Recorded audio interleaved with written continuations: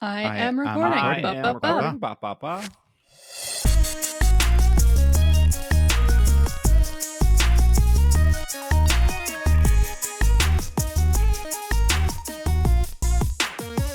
What's up, everyone? Welcome to the 640th episode of the Pokemon Podcast. It's super effective. There's too many of these. I'm your host, Steve. With me is Hannah. I am here. I have been doing chores since 7:30 a.m. and not Pokemon things, but yeah, I caught some Drifloon this week. Oh, in sleep. Yes. Oh, okay. Al is also here. I am here despite the weather trying to stop me getting here multiple times, but I'm here. Flights don't like wind, apparently. So, or Yeah, fog. yeah. Well- You were traveling today. Yeah. So I was in Portugal for a work event. So my company's fully remote, and once a year we meet up somewhere. And this time it was in Portugal. And my flight to Portugal got cancelled, so I had to redirect via Ireland. Ah. And then coming back, there was a storm, but thankfully we still got through. All right. I'm here. I like how European countries are like, we'll just go to a different country, and America's like, we go to Disney. I will say the funny thing about Ireland is, so I went through passport control because it's an airport, but technically you don't have to show a passport to get into Ireland from the UK. So it was the most chill passport control ever. He asked for the passport, saw it was a UK one, just checked the image and was like, yeah, that's fine. And it was like, he barely looked at the passport. It was so chill. Okay, I also traveled. This is my transition. I also traveled to New York, and we'll talk about the Stellar Maze, because that's where I went. But we do have a show. We have the Stellar Maze. We have Pokémon Sleep. We have some new content for Scarlet and Violet, although it might be just content that you are redoing for Scarlet and Violet. And then there are some tournaments happening as well. So that's our show for today. Let's start off with the Stellar Maze. Full disclosure, as always, the Pokemon Company paid for my flight and my hotel to the Stellar Maze, which in my head was like, oh, maybe this is something. And it was okay. It was okay. It was okay. Yes, it was okay. When they don't require me to ever make content from this. It's not like we're flying you out, but we expect one YouTube video or they don't ask for content. The only time they asked me to do something was for this past Worlds, which was they wanted one live stream, one YouTube video, 2 tweets. But I was gonna do all that anyways, so it was easy. So I'm not required to talk highly about the Stellar Maze, but I don't think it was bad. It was a free event. It was for anyone free, who yeah. was there.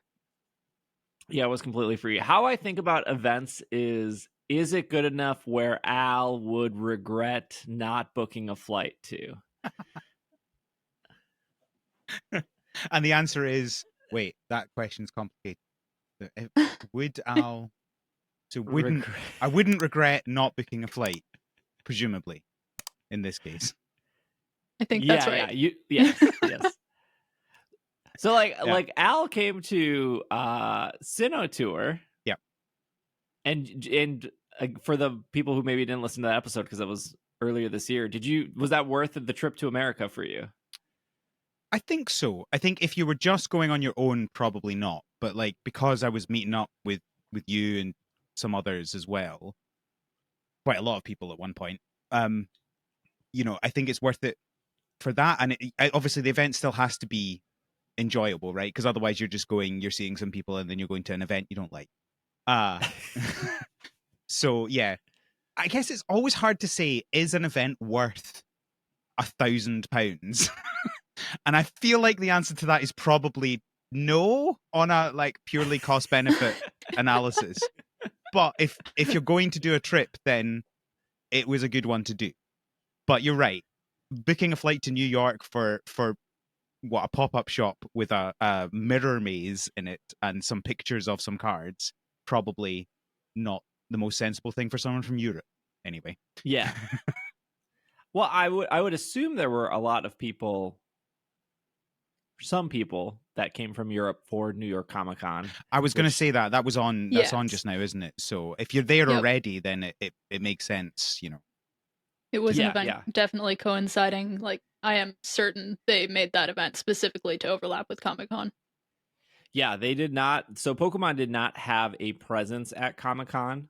Although I think in past years, or maybe definitely at the San Diego Comic-Con, they had a presence, right? So I remember one person in the group of like creators was asked Mr. Pikachu. Actually, in this case, it was Miss Pikachu. They asked Miss Pikachu if they could get them into Comic-Con, and they were like, no, we don't. We're not in Comic-Con. We're next to Comic-Con, but we're not in affiliation with them. So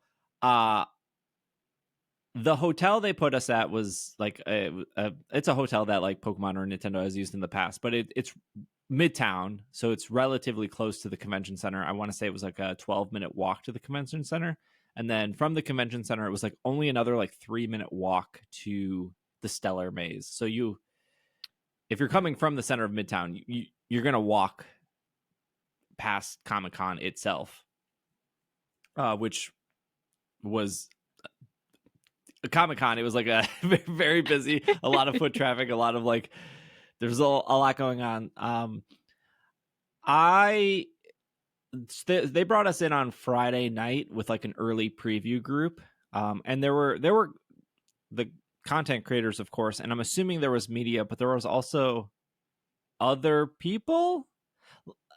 And I don't I said this to Real Breaking Nate was there. I said this to Nate.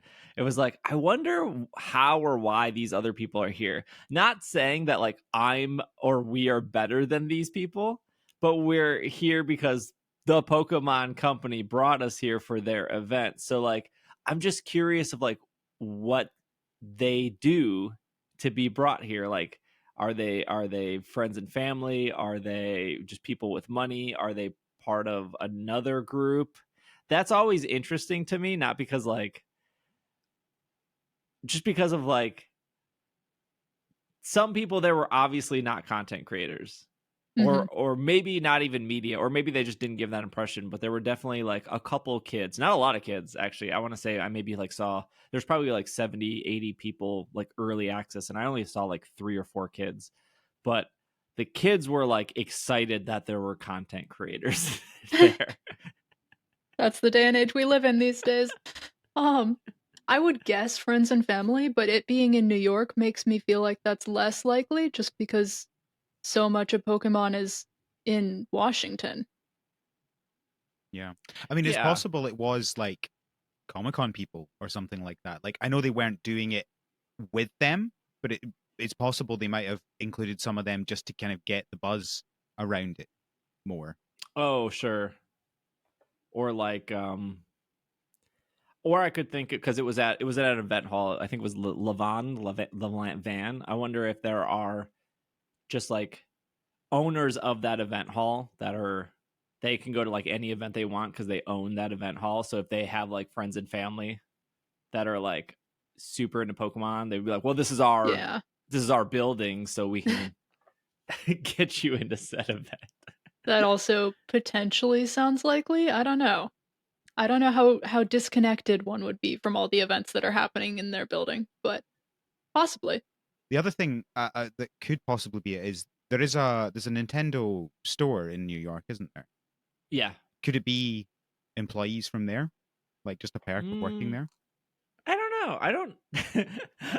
I wonder if any Nintendo Store employees listen to this podcast. I have no clue what like their benefits are. Like I'm sure they get a discount at the Nintendo Store, right? I don't know what their discount is, like 10% off or something. Like do Nintendo employees at the New York Nintendo Store get like early access to Alarmo? Is that like a thing? I would be curious if you work at the Nintendo Store in New York or you are a past employee. You should email us because I'd be very curious what your what your benefits are. And also, Steve lot of- specifically wants to know if any of you bought a Larmo. Yeah, that's true. That's true. I was with a friend that weekend, because I had like a breakfast meeting with Mrs. Pikachu, which wasn't really a meeting. It was just like, thanks for coming. Here's breakfast, and then they were like, you have 3 hours before you need to be at the event hall, so you can do whatever you want. And the way the table was talking, they were like, we want to go here, we want to go to the Nintendo store, and I was like, I want to do none of that. Every time I've been to New York like 7 times this year, I do not want to go to the Nintendo store. I do not want to go to Times Square. I can't handle any more of it. I've never been to New York, but 3 hours doesn't sound like a lot of time to see the sights, shall we say. You'd be surprised. No. Yeah, you get around pretty quickly. So I saw that there was we'll get back to the Pokemon in a second. But so I left the breakfast, and we just grabbed a coffee, and then my friend was like, do you want to go to the Nintendo store to see if they have a Larma? And I was like, no. A second of me was like, oh, that would be cool if they were in stock. But then I'm like, but why would I buy? I wouldn't use it. I would buy it for the sake of buying it and then not do anything with it. Yeah. I'm not going to set it up on my bedside table. I don't think it would look lovely on your shelves behind you, no? Yeah. Put it next to my $100 Pokeballs. Exactly. That's where you need an alarm clock. In your office. That's true. Finally. So I saw that there was a pop store in New York, and I was like, oh, can we like just go down to the pop store? And what was cool about the pop store is it was like right next to the World Trade Centers, and I was like, oh, I've never been. Like, I've been to New York so many times, I've never been to the World Trade Center Memorial, like that whole thing. So that was like a 2-in-1. I was like, we'll go to the pop store, they'll be sold out of everything. That's cool. We'll go to the World Trade Center. I'm sure there's other stuff to see around there, because New York is big. It's like you go to Times Square and you could waste your entire day in Times Square easily. I never want to do that again, but you could. But even during New York Go Fest, I never made it down to the World Trade Center. Not that it's far, like it is big, but if you get on the subway, it's only like 15 minutes from Times Square to get down to World Trade Center. So we get to World Trade Center, and then I was like, okay, it looks like the pop store is in this mall over here, which is like literally across the street from World Trade Center. And I was looking for Labubus, which is, if you're on TikTok and you may have heard of this, they're like going crazy right now. It's just like a designer toy, like a Labbit, or trying to think of other designer toys I used to collect. Anyways, they're called Labubus. They're whatever. They're just a toy. They're like, you are giving no helpful description. Yeah, you like, described something else that I've also not heard of. Okay, they're kind of like fuzzy little monsters that are keychains. Okay. And they're blind boxes. So you're like, oh, I got a pink one, I got a brown one, I got a blue one, right? They're just designer toys. They're a big fad right now. Who knows how long they'll last? But I was like, designer toys. Yeah, like Beanie Babies. More expensive. Not well. I mean, depends which ones. Like, Bear Brick? Nope. What? There was a Pikachu Bear Brick. Oh, yes. Okay. Like Bear Brick. Those are designer toys, right? You just buy them, you set them up. Or what's that other thing? Claws. Claws is another designer toy. Oh boy, we're talking not okay. If we had Bobby or anyone else here, it would be the same. Like, yeah, I don't know how many of these I don't know because I'm not American, or just because I'm not aware of those things. I don't know. Well, clearly I don't know most of them either. I know the one that there was a Pikachu of. Yeah, Bear Brick. Yeah, there was never a Pikachu Claws. Anyways, I was like, Labubus they're like $25, right? They're a little box, $25. Buy it. They've been sold out everywhere. Okay. So I was like, cool. There's like a pop store in LA. There's a pop store in New York. There's a pop store in Chicago. That's kind of it. I was like, I'm just going to go to the pop store. They're going to be sold out. I'm going to be like, oh, I tried. And then I'm going to go to the World Trade Center and see some sights. I get there, and Pop Store's empty. There's 2 employees standing out front. They go, "Oh, are you here for the Labubus?" I was like, yeah, that's why I'm here. They're like, "Oh, we're just doing a brand new drop of Labubus, but you have to wait in line." And the line is over by like the Apple Store, which is on the other side of the mall. I was like, okay. So we go there. There's only like 10 people in line. I was like, oh, perfect. Like, this is what convenient and great timing. Did So you we get even to the ask how line. long it was until you? Yeah, you I get didn't ask how long it was. We get to the line and they say, yep, this is the line for Labubus. We're doing a new drop. It was super hectic this morning. They had to call mall security, so we're doing it this way. Which this all makes sense. This is a very American thing where like sought after products need security. So they were like, we're only letting 10 people stand in this line before we move them to the line in front of the store, and it's capped, so you need to just wait around the store, but don't wait here, which is like another American thing I feel like I've dealt with at other stuff. This is like a thing. If you've ever gone to a PAX, this is what they do at PAX too. They'll cap the line and they'll say you can't get in line, but don't form a line outside of the line to get in the line. So you kind of have to like pace back and forth. And it we sounds ended like up a terrible system. it's awful. It's awful. But they said they explained that the mall didn't want long lines, so that's why they were capping at 10. So we like go into the Apple Store, and you could tell that the Apple Store employees knew that half of us were waiting to get into this Labubu line. Anyways, 45 minutes pass. We get into the line of Labubu where a bunch of people just sprinted towards the line. And I didn't sprint. I'm not a sprinter, but my friend who I was with, she was determined to get this Labubu for me. Just hearing about Labubu for the first time of you guys hearing about Labubu has no clue. So she sprinted and got in line. So we got in line for the Labubu. We waited another 30 minutes. And then while I'm in line, they're like, get your list ready. You need to know exactly what you want when you get in. Have your QR code ready as a POP member. Have your ticket ready, because they gave us a little ticket so no one could like squeeze in because you had to have the ticket. And they got to me and I was like, I'm super sorry. I know nothing about this except I want one. I don't know what I want because you won't let me into the store. And they're like, oh, that's fine. Some people just have a list of things they want. You're like allowed to buy like one thing when you get in there. So when I went in there, I could either buy one Labubu or I could buy a box of Labubu, which was 6 Labubus. So I was like, I guess I'm buying the box because, like, realistically in my head, I was like, oh, I would buy 2, but I'm only allowed to buy 1.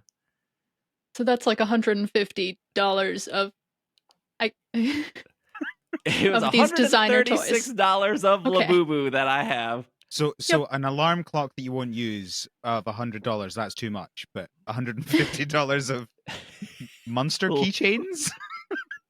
If it makes someone happy, Well, I'm not. Sure. Well, I was going for I was going for somebody else, but I also wanted one. That's why I wanted 2, like one for me, one for her. But then I ended up getting 6 Labubus. Anyways, that whole process took 2 hours of my 3-hour free time in New York, which I wasn't. Again, I was expecting to get to the Pop Store, them being like, we're sold out. I'm be like, yep, that makes sense. But I happened to arrive just as they were doing a new release of Labubu. And then I saw the World Trade Center. And then I got yelled at because I was like leaning to take a photo. And they were like, you can't lean on the thing because that's where the memorial names are. And then I felt bad. But I was just trying to get a good photo. So if you go to the World Trade Center Memorial, do not lean on the memorial, even though everyone else was leaning. But I was the one that got yelled at. Lesson learned there. Yeah, lesson learned. Classic. So after my Labubu journey, there's gonna be at least like 2 people in our YouTube comments being like, I can't believe you got Labubu. It's gonna be great. Shout out to the Labubu people.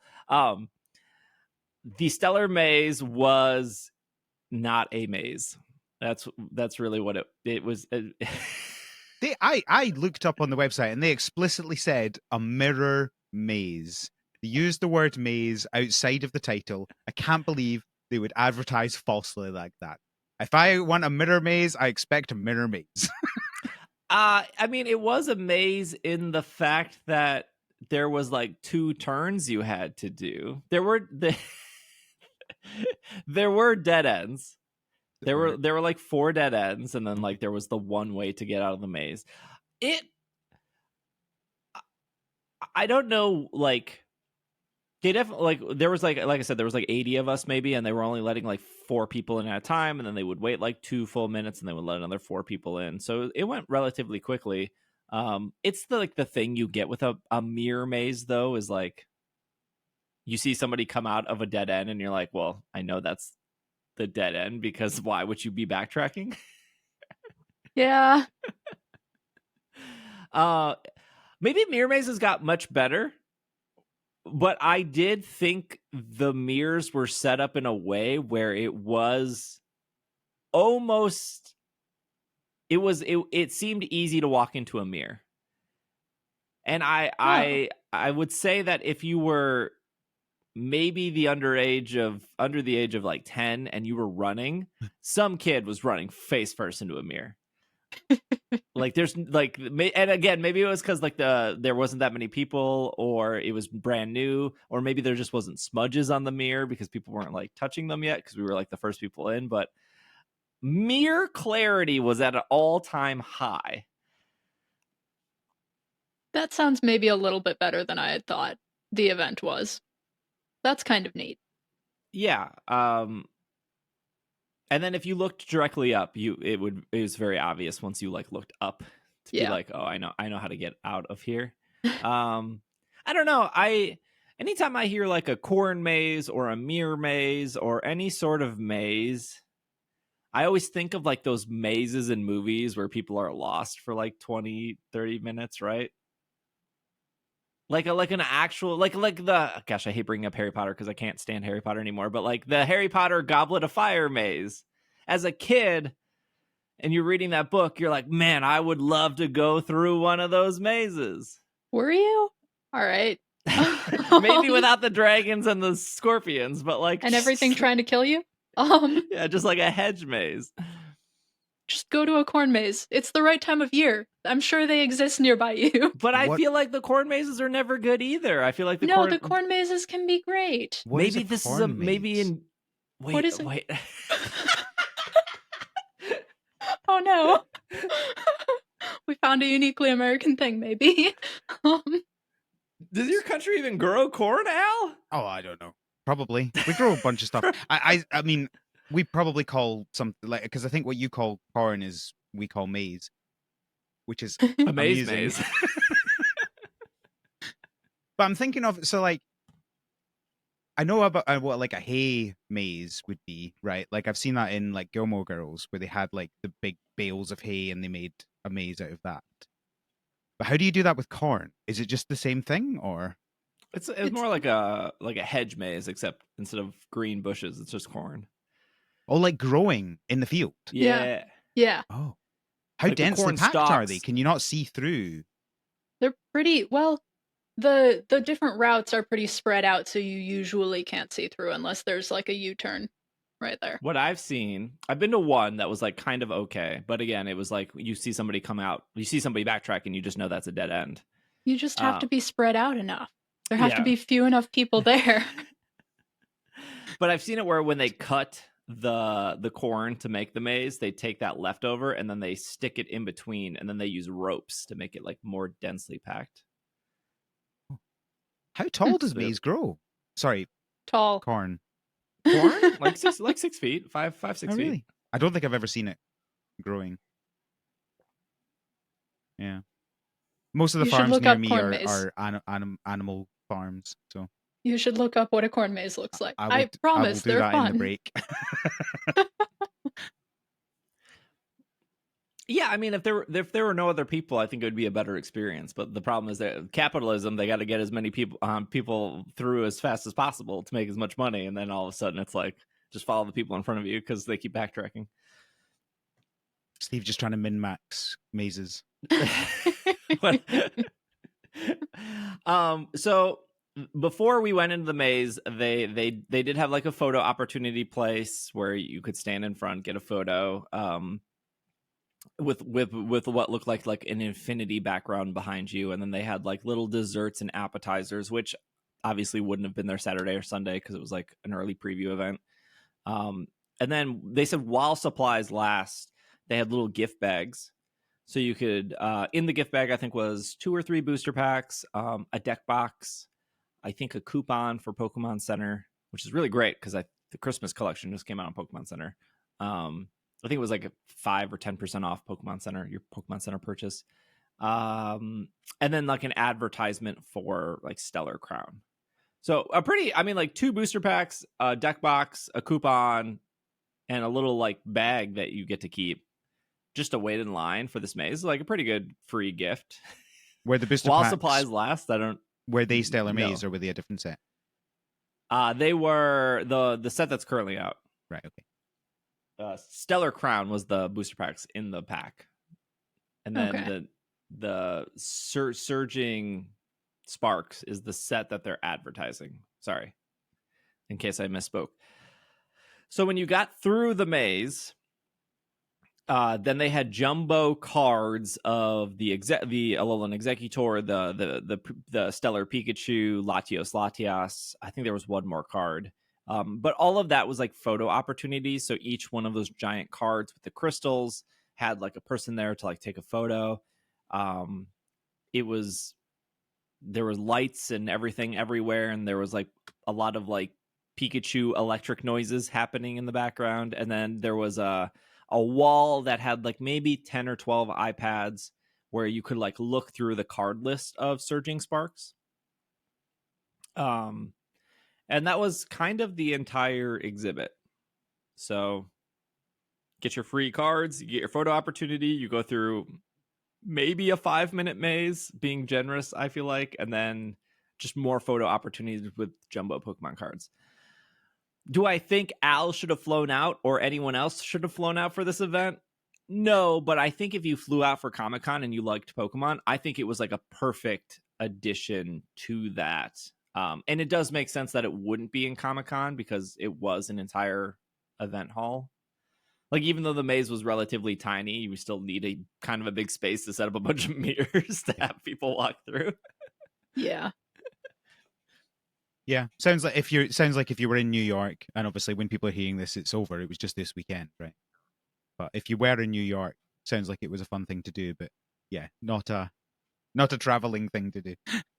Yeah, no, and I mean it was free, so how can you like? The only thing I guess you could complain about is like the wait time. Like, I don't know how long an average person waited in line for this experience. I guess my feedback, I don't even know if it's feedback. I would like to see more of these in relation to like a Gen Con, a San Diego Comic Con, even like a Twitch Con or something. Just like, because Pokemon is so infused in media like Disney or Star Wars or Harry Potter, it just like makes sense for them to be at these events in some capacity. So yeah, but I don't think they could get away with like charging like. Well, I mean they could. I mean that's Pokemon. They could get away with charging people to do this, but it would have to be more to it. But I think for a free event, it was like kind of perfect. They did have like 3 exclusive Pokestops there that had like you could get Stellar Maze gifts from the Pokestops, obviously, and they weren't there before because they were Stellar Maze Pokestops. Yeah. But there was like nothing Pokemon Go related. I know I think there was a Comic-Con where Pokemon Go did a couple unknown letters. A couple of them, I think, but I don't think any of them have been New York Comic Con. I could be wrong there. Yeah, I think they were San Diego. Yeah. Because I think Bobby went to one for something. Yeah, there was like no Pokemon Go or anything. Obviously, they didn't have a booth inside Comic-Con. Although Pokemon has had a booth at PAX where they've had like the learn to play the TCG or learn to play the VGC or demos of the game. So there were like nothing game related. It was like a TCG showcase of the cards and stuff. But yeah, it was cool. It sounds like it was a good way for them to be a part of Comic-Con without actually being a part of Comic-Con. That they had to because they weren't actually a part of the convention, they had to be in a separate location, which means they had to have something good enough that people would take the time to go to it, hence being a big event space with a mirror maze, but also still free, just like anything. Once you are in Comic-Con, you can participate in a lot of things. Not everything is free, definitely. But lots of things are. Kind of like any of Yeah, the panels. I saw pictures of people. Like I saw a picture, I think it was in Times Square, of an advertisement for the Stellar Maze. I didn't see Nice. any of those myself, but there were definitely advertisements in New York for it. And like I said, if you were at Comic-Con, it was literally 3 blocks over. Yeah. It was such a simple walk. But yeah, I'd be. I liked the concept of just Pokemon being at these events. There was like no merch store or anything like that, although I don't know if that would have been good or bad. There's like nothing to buy. Huh. I feel like that would massively increase the complexity, right? Because I think having a couple thousand booster packs is much smaller than also having plushies and Yeah. tops and, never mind if you're going to have any of the bear worker skateboards or anything like that. It's suddenly the increase in how much space you need for that is quite And a how lot. much transportation you need for the Exactly. event and all of the things in it, plus the Nintendo store is in the same city. So I guess I'm not too surprised, but I am a little surprised that there wasn't a shop. Yeah, I mean, I think of like the Go Fest in Seattle, and they underestimated how the merch, and that merch store was massive. The one in Seattle, I don't know if you remember that, or I guess you guys didn't go to that one. Wrong people here. It was a very big merch store for Seattle Go Fest, and from what I heard from employees that were working in the store, because Niantic doesn't tell me anything, is that they literally had to call in more merch than what they originally had in the back, and they had to like fly in overnight more merch in because they just didn't realize the supply and demand. Yeah. I can't believe But they the wouldn't realize by this point, right? I just feel like no matter how much merch they bring to any of these events, they will always sell out.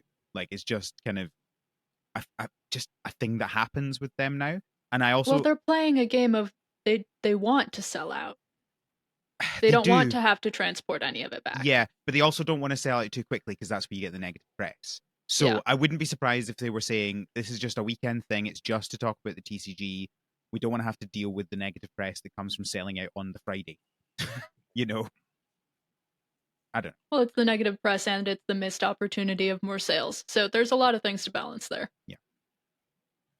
Yeah, I think though, if you're like a family of 4, whether you went to Comic-Con or not, I think like waiting in line for all of you to get like 2 free booster packs and some other stuff. Again, I waited 90 minutes for a stuffed keychain. More than 90 minutes. 6, yeah, 6 of them. I haven't even opened any of them yet. I don't know. I think the thing I think about is it worth your time waiting in a line? For the Labubu, unsure.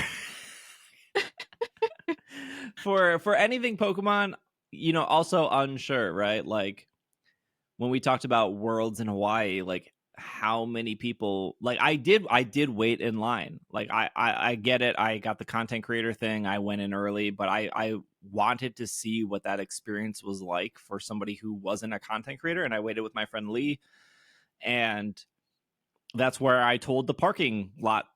We waited in a parking garage in Hawaii, and I wouldn't have gotten that experience if I didn't go with my friend Lee to be like, I want to see what your experience is like.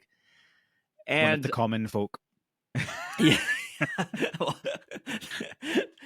But like, I did feel bad for the people who waited in a parking garage to get inside the store to be like, oh, all the good stuff is sold out. Like that sucks. So like to wait, like if you waited in line 30-40 minutes for some free booster packs to then get a photo, do the maze, get more photos, I think that's worth it. But if somebody was like, no, I waited in the Stellar line for 3 hours, like, I don't know. That sounds a little long. It also depends on what else you've got going on that day, and if you've not got anything else planned and you're just happy to chill on the street for a couple of hours, Yeah, I think at that point, if you were someone who had a ticket to New York Comic Con, 3 hours may not have been worth it in line for the Pokemon thing. Yeah. But if you weren't and you were just in New York, could have been worth it. Yeah. Again, this is and my last feedback would be like, it was cool that they put 3 Pokestops there, because then you can get like the Stellar Maze gifts. And like while I was in line, as they were still like setting up, I like kept spinning them to get gifts. But put a gym there, just like put a Dynamax gym there. Like Niantic can place them wherever they want. So if there's a specific Pokemon, it's the only Pokemon event happening besides the tournament, but like, you know what I mean? Like, it's not like there's a Comic-Con every weekend. Like the Pokemon Company could just be like, Niantic, we need Pokestops and whatever your newest thing is. Put a Dynamax Bulbasaur here, so at least when people are standing in line, they can do something. Mm-hmm. Like it's one of the few games in the world where you can do real life activations for people waiting in lines. Yeah. And you could do them together with the other people who are waiting in line with you, which can be a fun thing. Yeah, totally. All right. Because we are the premier Pokemon Sleep podcast in the world, we did not forget about Pokemon Sleep. We'll take a quick break, and when we come back, we will talk about Mimikyu coming to Pokemon Sleep before it is coming to Pokemon Go. So we will be right back. And we are back from our break. Pokemon Sleep. Wait, hold on. Al, are you playing Pokemon Sleep? I am currently. Now that it works with the... You are a Fitbit person, right? I am a Fitbit person, yeah. So the moment I saw that, I was like, right, I'm back on the train. If I don't have to do anything to make this sleep work, which is great. Because my problem is, right, so I started the game when it started. And you're a day one player. I'm a day one player. I downloaded the APK before it was available in my country. I was like, I'm not. So yeah, I was right back. Even though I was leading a kids camp at that point, so I was like, and I didn't obviously have the plus, so I was like trying to figure out how to get my phone to charge in a tent overnight so that I can actually track. It was a whole thing. Anyway, do you not have an external battery for Pokemon Go? Well, I do, of course, but it's pretty big. Like, I don't have a small one. I have like one of these massive ones, so it's like trying to figure out a place in the bed where I'm not going to knock it off. Anyway, it doesn't matter. So day one player, and then I was like playing for like 3 months straight, and then one night I just forgot, and that was it. That was it. And I tried a couple of times to come back, but it's just trying to remember to set that up at night. Because it's one of these things where I really, even because that was like 3 months, right? Like that's the ideal amount of time for creating a routine and making sure that you actually do it, sticking to something. And I just forgot. So it's like, yeah. So being able to actually use, because I wear my Fitbit in night every night, and so being able to just log that is fantastic. It's great. I love it. Still iffy on the game, but so your Fitbit, Hannah, is Apple Watch? Yep. Still using my Apple Watch. Still loving it for the same reasons Al is enjoying the Fitbit. Not having to remember to press a button at night, other than the ones I'm already pressing for all my other sleep apps, is really helpful. It's funny that the Fitbit brought you back, Al, because my friend who went on my Labubu journey with me is a Fitbit person, and they were like, "Oh, I think the Fitbit's gonna get me back in." It was kind of the same reason, like literally the same reasons as you, Al, of like, I don't want to do it every night. I just want it to kind of be automated. It's just not always easy to remember something when you're trying to fall asleep. Yeah, I'm I'm on the pregame lifestyle. I think for me, I've said this before, but I think for me it has helped with routine, because like I'll hit the button and then I'll be like, okay, I'm gonna go brush my teeth, I'm gonna wash my face, and then when I get back, I move it to the bed Hmm. because it's been like 10 minutes. It doesn't take me 10 minutes to brush my teeth, but you know, the routine of just like getting ready for bed. I think, yeah. I mean, it's one of these things where everybody's different, right? I struggle to have any sort of bedtime routine, and Mm. I feel like it's probably a large part due to the ADHD, right? But it's just even remembering to brush my teeth is sometimes difficult, right? Like I'll be lying in bed, nearly dropping off, and I'll be like, "Oh, I didn't brush my teeth," and then it's like the Yeah. worst time. The worst time to remember is when you're already in bed. Um, Yeah. so yeah, it's even stuff like that obviously I do every day. I still forget half the time before remembering later on. Well, you'll have to remember playing Pokemon Sleep on October 28th, because Mimikyu will make its debut. It will appear at Greengrass and the Old Gold Power Plant.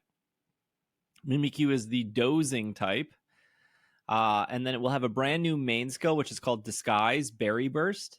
It will get a set amount of berries plus a few berries from other Pokemon on your team to collect. On rare occasion, you'll get a great success and receive a greater number of berries.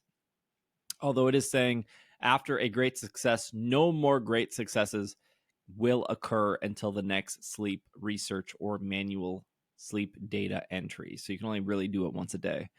But that will be October 28th. So in about a week of this podcast. And the event will also start on October 28th. But even though it said that Mimikyu will appear on Greengrass or Old Power Plant, this event is only on Greengrass. So, sure, I guess. Certain Pokemon are more likely to appear each time a Ghost-type Pokemon helper brings you an ingredient. It will have one extra. The chance of Ghost-type helper Pokemon main skill will be triggered by 1.5. Main skills of Ghost-type Pokemon are boosted by 1. This is actually really similar to like a legendary event. Yeah, I was about to say that. It's very similar to what we've seen the legendary events become. Snorlax will have, in the event area, will have Bluck berries, which are the ghost type berries. The other two will be random. Many different sleep Pokemon will appear regardless of sleep type. Researchers will gain 3 times the usual number of candies for the first sleep of the day. Researchers will gain 2 times the usual number of candies for the first sleep of the day. Oh, sorry. For Halloween Hmm. and the last day, you will get 3 times. For the other days, you will get 2 times. You will have a greater appearance of Pikachu wearing a Halloween hat and Mimikyu, than a great appearance of Ghastly, Haunter, Gengar, Shuppet, Banette, Drifloon, and Skeledirge. And the Pikachu will be wearing a new hat, which will be a purple hat. Last year's Pikachu was an orange hat. And by I mean orange and purple, it's just the stripe on the hat. Amazing. It's the same hat, just the stripe is different. They're not very invested in the hats, and I'm kind of happy about that. I love hats. I love the Pikachu hat. But do you have the Pikachu with the hat on your team? I love the Pikachu hats in Pokemon Go. I've corrected myself there. 2 times. Yeah. It's cool that they're doing like the legendary kind of bonuses of like the main skill and the multipliers and the guaranteed berry. I just read all the ghost Pokemon. There are not a lot. No, there aren't. You have the Gengar line, the Banette line, the Drifblim line, which is still very new, and then you just have Skeledirge. Yep. I don't have a good Skeledirge. I have yet to find a good Fuecoco. I might have one, but again, I don't sort my Pokemon in Pokemon Sleep, so I could have 3, I could have 0. I have like 300 Pokemon in there.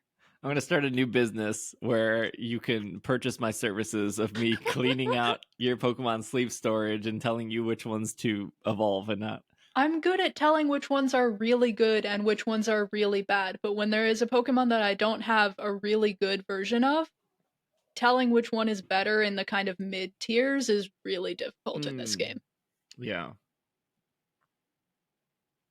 So Yeah. Al, you're now playing every day because of the Fitbit. Mostly. I will some days still forget to actually do the research and then do 2 the next day. But Yeah. at least Oh, it's okay. logging it. That's the important thing. I'm really bad at sorting out my Pokemon as well. Thankfully, because of how little I've been playing the game, other than the first 3 months, I haven't hit the cap of Pokemon yet. So, Wow. yeah, Without buying more bag space? I think I bought 1, so I'm at 120. Okay. Uh, but yeah, I mean, I have transferred a few of them. I went through. It's one of these things where you go, right, it's time to organize everything, and you go through and I organize. I go into the sleep calculator and I do 10 of them, and then I get completely bored out of my nut and just close it down. But I've transferred the ones that are the lower ones, and I keep the best one.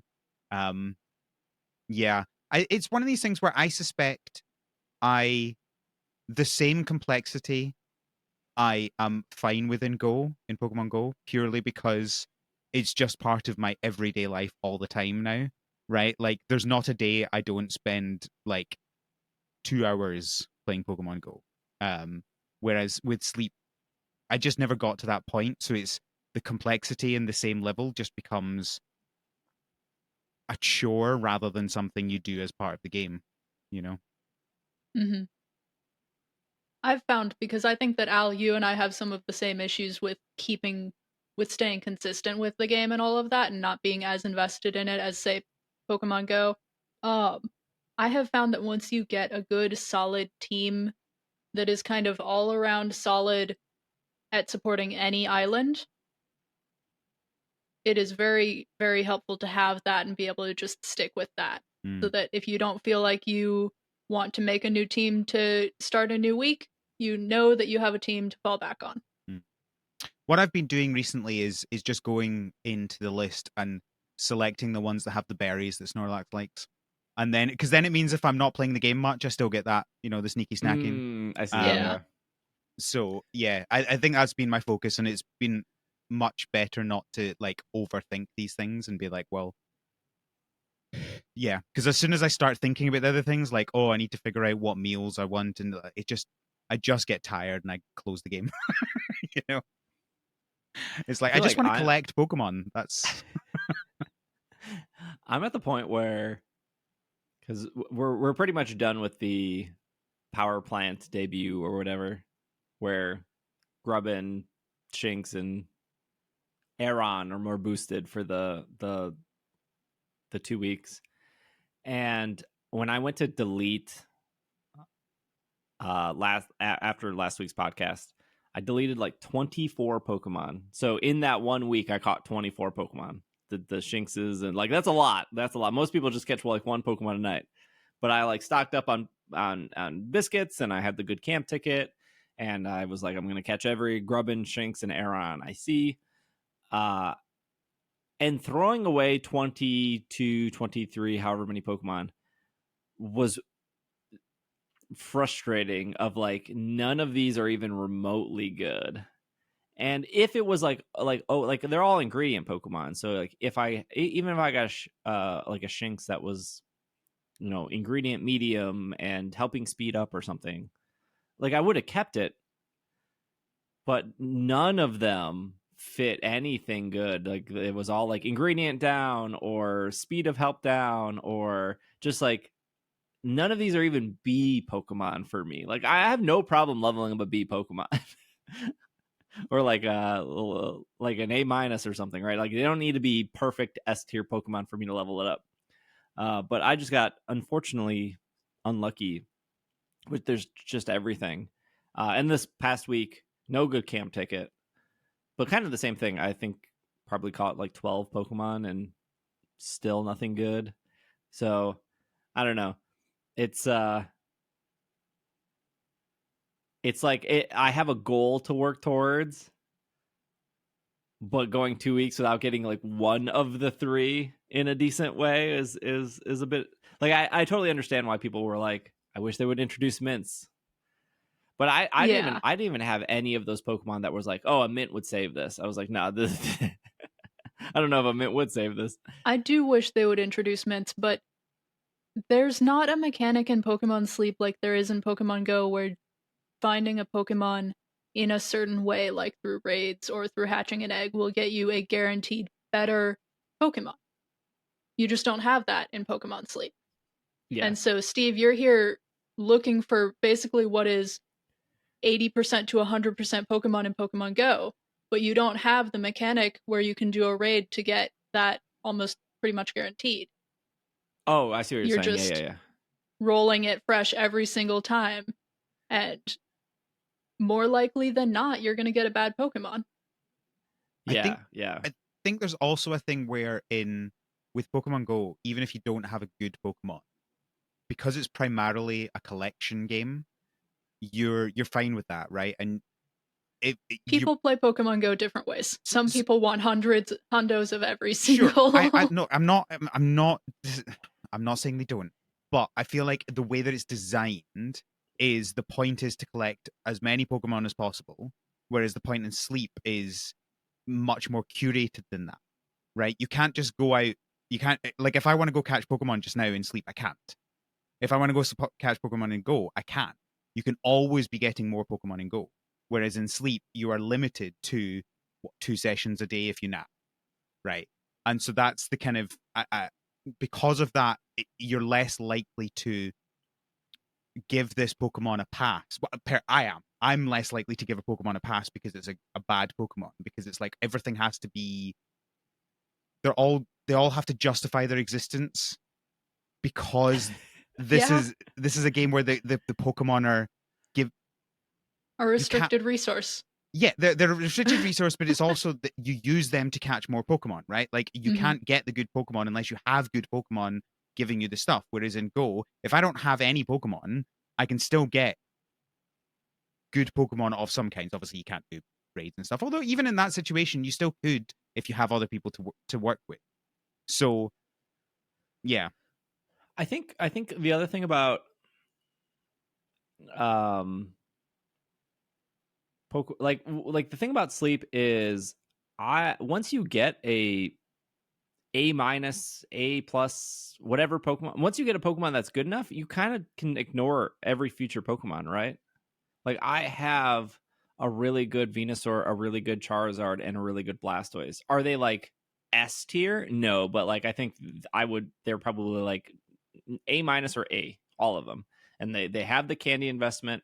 I'm out of Venusaur candy. I'm out of Charizard candy. Like even if I had the candy, the Dream Shard cost would be so expensive that I have no reason to start over. I don't need to catch another Squirtle to be like, maybe the Squirtle will be better because my Blastoise is already really good. So in Sleep, there is this, once I get the godlike Grubbin, I kind of don't have to worry. Like I could catch Grubbin for more candy, but I don't have to like wake up being like, man, I hope I get a Grubbin, and I hope I hope it's hungry, and I hope I catch it, and I hope it's better than what I have. Sleep has this just kind of, I don't know, core concept of like, once I have the good one, I don't need any more. But And it you takes can so long to get a good one. you It could can't. maybe apply that for Pokemon Go.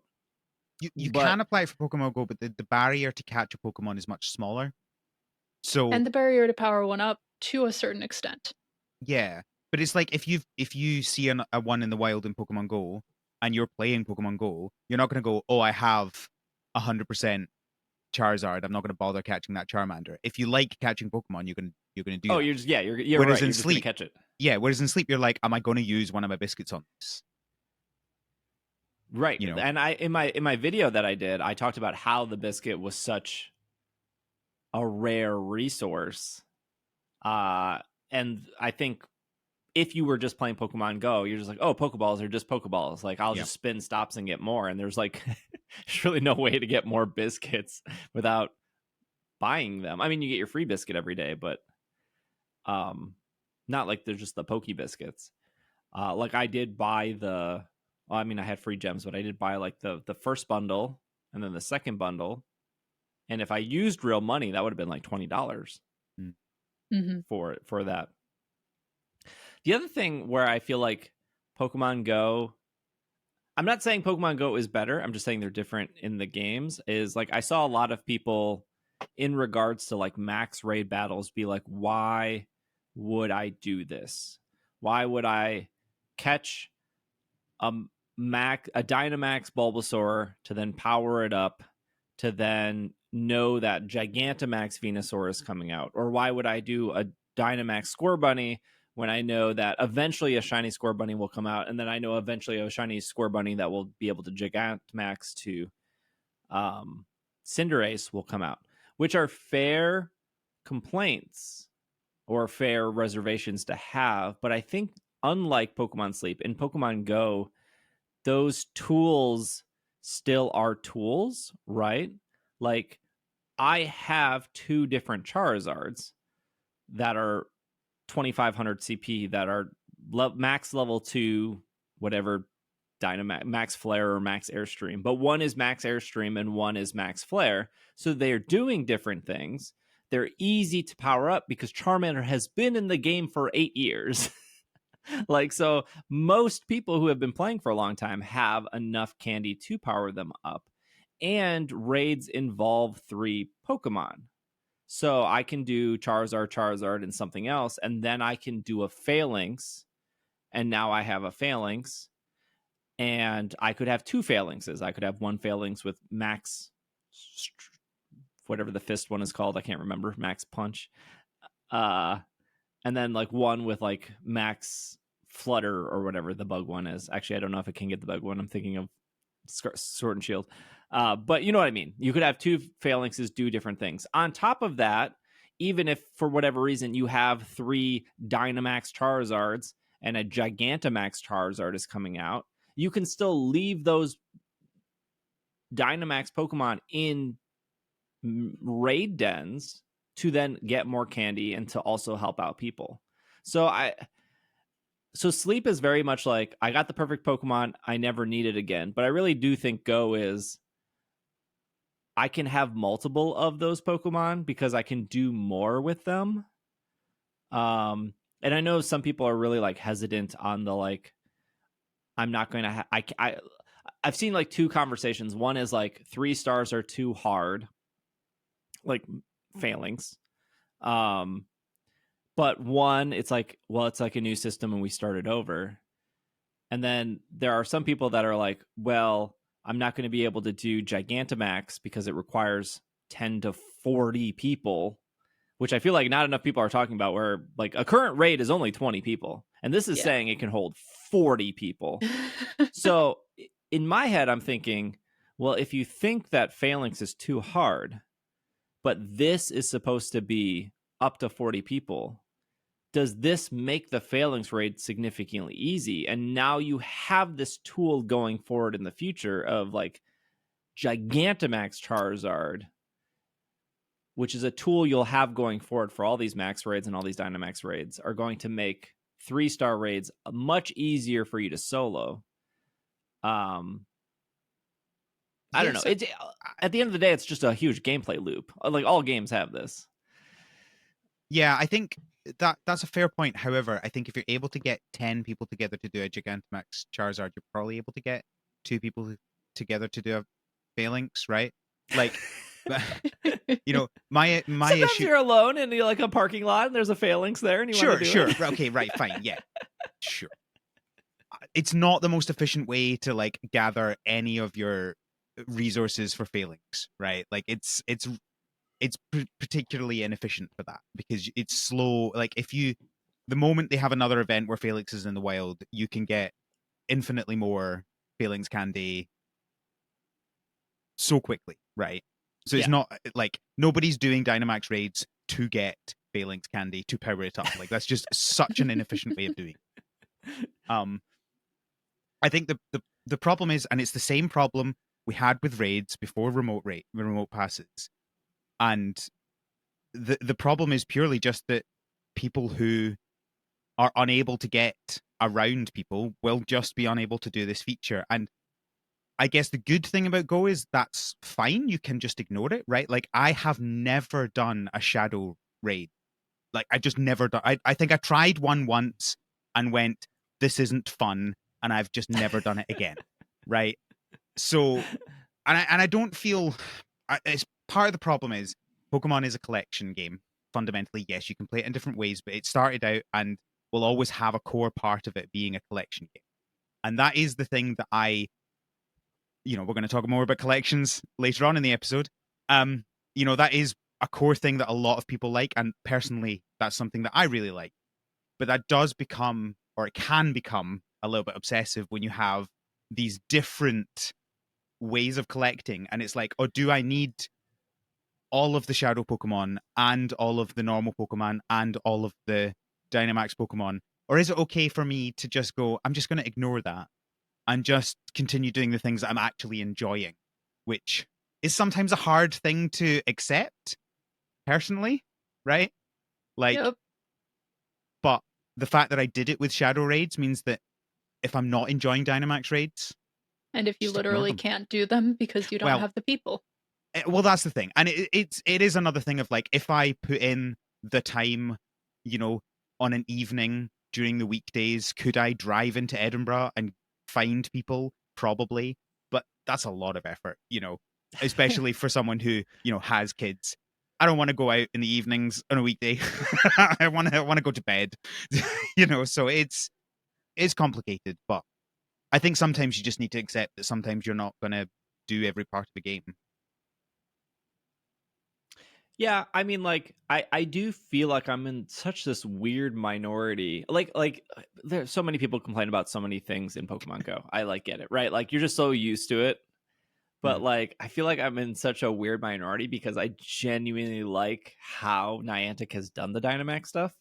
Which, if this is your first time listening to this podcast, I am very critical of Niantic. I have been for 8 years. I have been incredibly critical of this company, and sometimes they bring me out to events, and sometimes they pay for travel. But I know I am not a favorite at Niantic as that company as a whole. I know I am not one of their favorites, and that's fine, because I will always lean into my honesty about these events and how I feel about them. And even with the Stellar Maze, I'm like, it was okay, because in reality, it was just okay. Like, it was cool, and I think for a free event, it was okay. Like, I don't think like Pokemon putting me on a plane and bringing me out there has swayed my opinion to be like, oh my gosh, like, Hannah, you really missed out on this mirror. Like, it was crystal clean. Like, would Hannah have a good time if she was there? Yeah, sure, but like, it was an okay event. But I genuinely like the Dynamax thing. Like,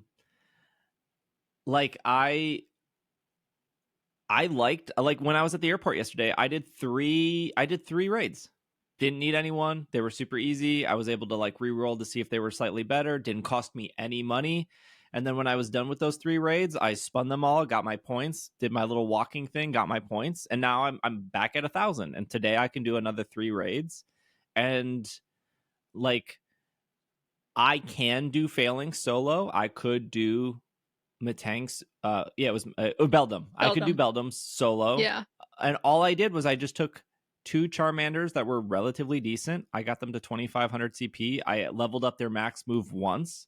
And then the third Pokemon was just a filler Pokemon that I would swap in so I could just like gain max things. Is it slow? Yes. Could I level up a third Pokemon to 2,500 and would it be easier? Yes. But like, I don't know. I like it a lot. And I haven't spent any money on it. But like, for this weekend, that is the Dynamax Venusaur, Gigantamax Venusaur, Blastoise, and Charizard, I will probably spend money because I'll go to the Mall of America. I know there will be people playing Pokemon there because it's Mall of America, and I'll be able to do like 2 for free, and then I don't know. I'll spend like $10 and I'll do another 5-6 raids, and I'll probably never have to do them again. And then I'll have Gigantamax, Venusaur, Blastoise, and Charizard going forward for more raids.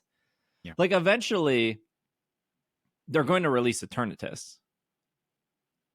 And Eternatus will be featured in this. And Eternatus will probably be the hardest one out of all of them. And I'll have the resources for it. Yeah. I think I mean, personally, I think there are a lot of good things about Dynamax. So I'm not going to say it's like purely bad, right? Like if you even think of like the fact that I have my issues with the limits on the max particles, but if you compare it to raids, you get more free for the Dynamax than you do for the raids. I think part of the issue is that you're using the same currency to do the battles as you are to power up the Pokemon with the max moves, which is obviously a bit of an issue. But once you get, as you say, like that's kind of a limited time thing. Like I spent the first week of Dynamax like going out and doing everything I possibly could and like powering them all up. Funnily enough, when I could actually do it myself, I was enjoying it. But you can do easily if you're wanting to do the 1-star ones, you can easily do 3 or 4 in a day, and you can probably do more if you didn't do any the day before or something like that, right? Yep. Mm-hmm. Whereas with raids, you get, if you haven't done one the day before and you have your pass, you can do 2. And that's only if you're in that situation. And I think this is the one thing I complained about for 7 years is, and it brings me back to the people who like love remote raids. I get why they love remote raids. I was never huge on remote raids. Like I would do it every now and then. Like if somebody invited me and there was 2 thought processes. One is if I got invited and there was like 4 people, I would almost always back out because like to me the time was more important. Like I just don't want to be here for the full 3-4 minutes and like maybe fail at the end. But if it was 20, I'd be like, oh, easy. I could bring 6 Pikachus. Like I don't even have to look at my screen. It'll be done. Yeah. But the thing that always bothered me about the current raid system was, why would I spend $1 on a 1-star Pikachu raid when I got so much more value spending $1 on a 5-star Landorus raid? Mm-hmm. Like, not only do I get a more rare Pokemon, but I get better shiny chances because the Pikachu isn't 1 in 20 shiny chance, the Landorus is. And I get way more rewards. I get more rare candy, more experience, more chance of TMs or whatever. Like, it just never made sense. Like, I would never remote into a 1-star or a 3-star raid ever. Because maybe I will remote into a 5-star raid, but never a 1 and 2-star raid. And even with my free raid pass, I would never use it because it was like, I could use it here on this like Mankey, but then what if I'm at the grocery store and all of a sudden like 5 people jump into a Landorus? Now it's like, ugh. But this new system is so much better because I can do 4 1-star raids, or I can do like 2 3-star raids, and it just I don't know. To me, it's just like, this is a way better system, and seeing so many people being like, I hate this. I do, yeah. So I mean, that's the thing I think that is best about it. I think that is a really good change. But as I say, I'm not a huge fan of how they then combine the max particles as 2 things. It's both the cost for the raid itself, but also you have to use it to power up the Pokemon to get it. And then you also then, this is my real issue with Dynamax, is that you have to use like 4 different currencies to power up your Pokemon for Dynamax, right? So I think it would be a lot better if it just focused on the max particles, and the standard level of your Pokemon didn't affect how the battle was going. I understand why it does because of how they've done things, right? You're in your normal mode until you Dynamax. But I suspect that would remove a lot of the issues that people have, purely because it's like Stardust. Depending on how you play the game, Stardust can be really hard to come by. And I will accept that a lot of this is my own making because I like to power up Pokemon purely to have a bigger number. And I know that's a problem, but I've been doing it for 8 years, right? And it's hard to, I can't change the past. I can't suddenly have the 10 million Stardust that I spent on things.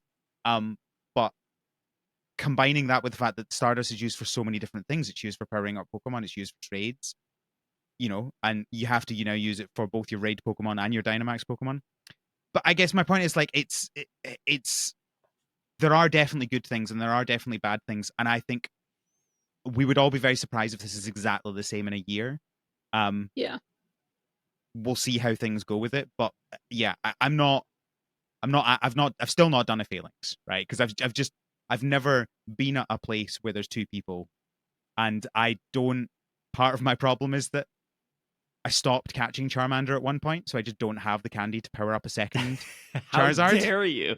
I know. I also think it would be better if like they had an event going where you could catch Charmander in the wild to get the candy to power up your Pokemon to get the anyway.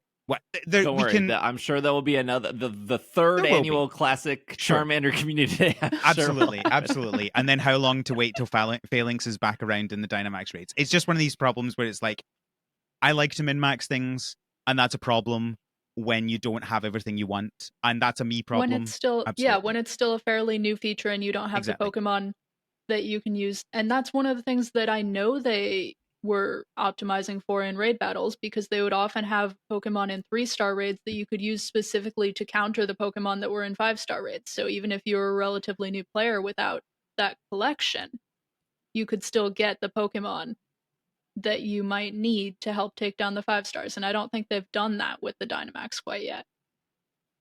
I mean, I guess you would do the Charmanders. Like, I prepped on Charmander to get Beldum. Yes. And then Beldum and Charmander are both good against Phalanx. Although Phalanx but then you need be... to have been playing it that whole time. Yeah. The thing with the 5-star and the 3-star matching up is that those are available at the same time. Yeah, totally. I think about when Pokemon Go was first shown, and I think everyone remembers to this day, even if they don't play Pokemon Go, they remember Mewtwo appearing in Times Square, and they see all of these trainers. And that has never really happened. There was an event in Japan where they rented out a baseball stadium, and they had 3 gyms, and that was when Mewtwo originally debuted, and the people in the stadium could do it, and that was cool. But I do think Niantic deserves a little bit of credit for what I think is what they're laying this foundation for, which are these big events where they're gathering all these people. Because for Gigantamax, Charizard, Blastoise, Venusaur, it is that weekend, right? They are making a big deal about I just did a video about this. I think it's the 27th and the 26th and the 27th. They're making a big deal about that weekend, right? And I think they know.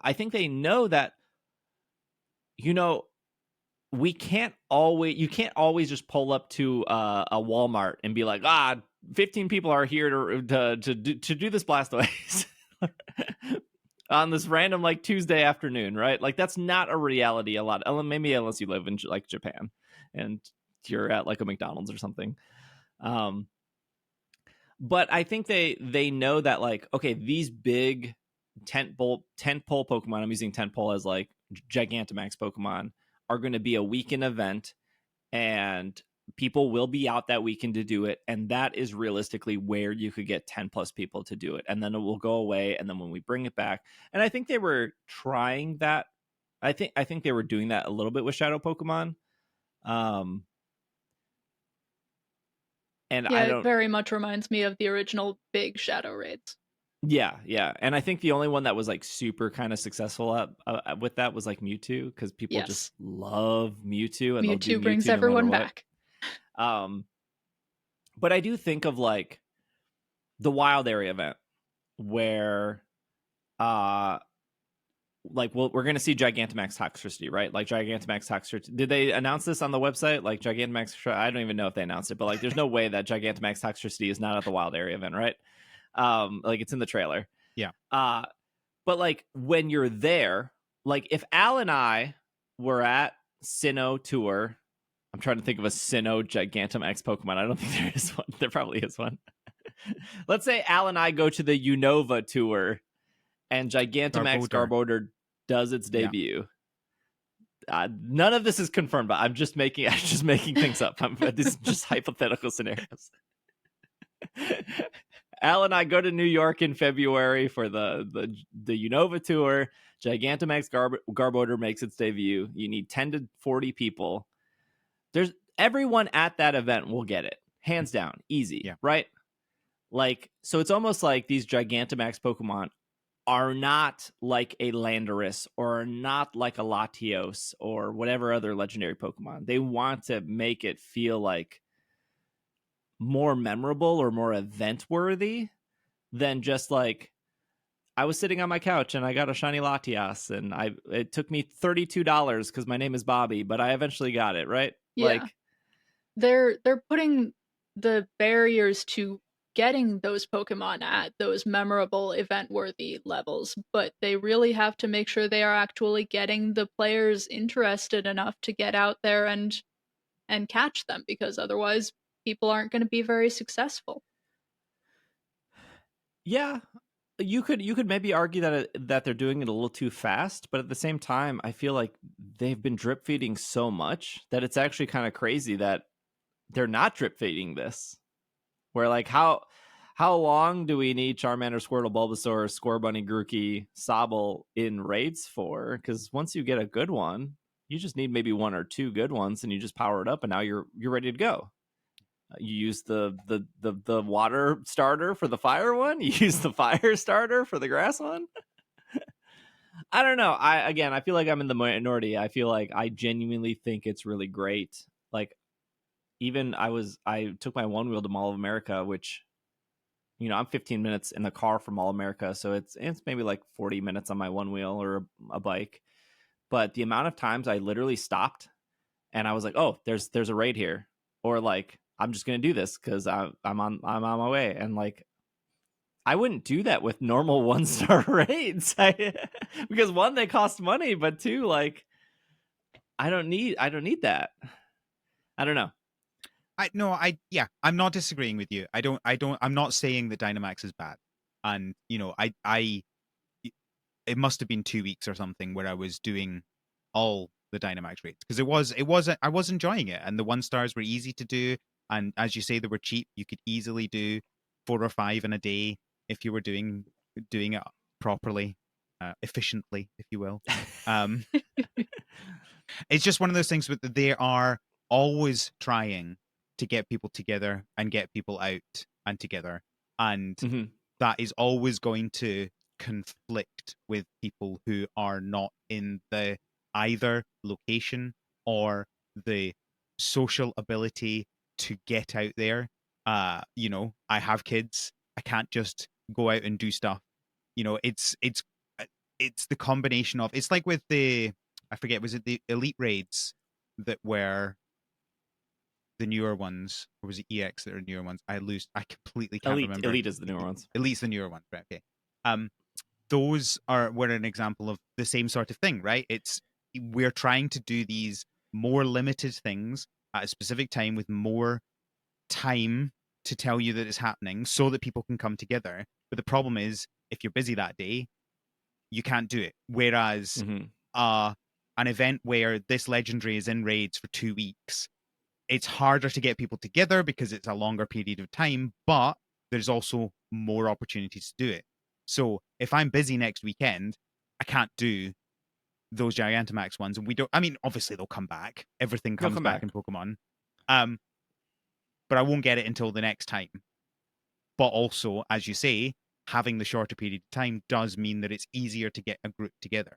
So it's a constant difficult thing. I'm not willing to say there is no solution to it, because I think there is a solution to it, and that was remote raid passes, and I think it worked really well. I understand why they try and get away from that as much as possible now, because of the wanting to get people physically together. But it is a fact of life that those two things conflict each other. It's hard to get people together. Yeah. It's hard enough to get people together for a board game night. Getting people together for a raid is maybe even more difficult sometimes. I will say, the one thing that just keeps bothering me is that I don't necessarily have a problem with the idea that this is kind of starting over with a new collection. You have to catch the Pokemon all over again to do these raids. It's the fact that it's Dynamax. And that's not how Dynamax works. Yeah. That still bothers me. That's gonna probably continue to bother me. That you could just put particles into what you already have and then Dynamax everything. Yeah. Yeah. Yeah. That I I understand it's a new system. If if it was a totally new system that wasn't Dynamax, I would probably have less of an issue with it. But because it's Dynamax and we know how Dynamax works, there's still that little annoyance. Look, we know that Niantic are willing to bend the rules of what the lore behind these things are. You know, do I have to go over Zygarde again? Yeah. I mean, to be fair, if Niantic's following the rules, they are following the rules on Gigantamax technically properly. Gigantamax, yeah, but not Dynamax. Except for the soup. Yeah, but the soup came later in the main series games anyway. Right, yeah. Yeah, exactly. If we were just not having the max soup, that wouldn't be an issue. But Dynamax works a different way. It doesn't work like this. Yeah, I mean, I'm very excited for when the $2.99 max soup appears in the store under the Poffin for 300 Pokecoins.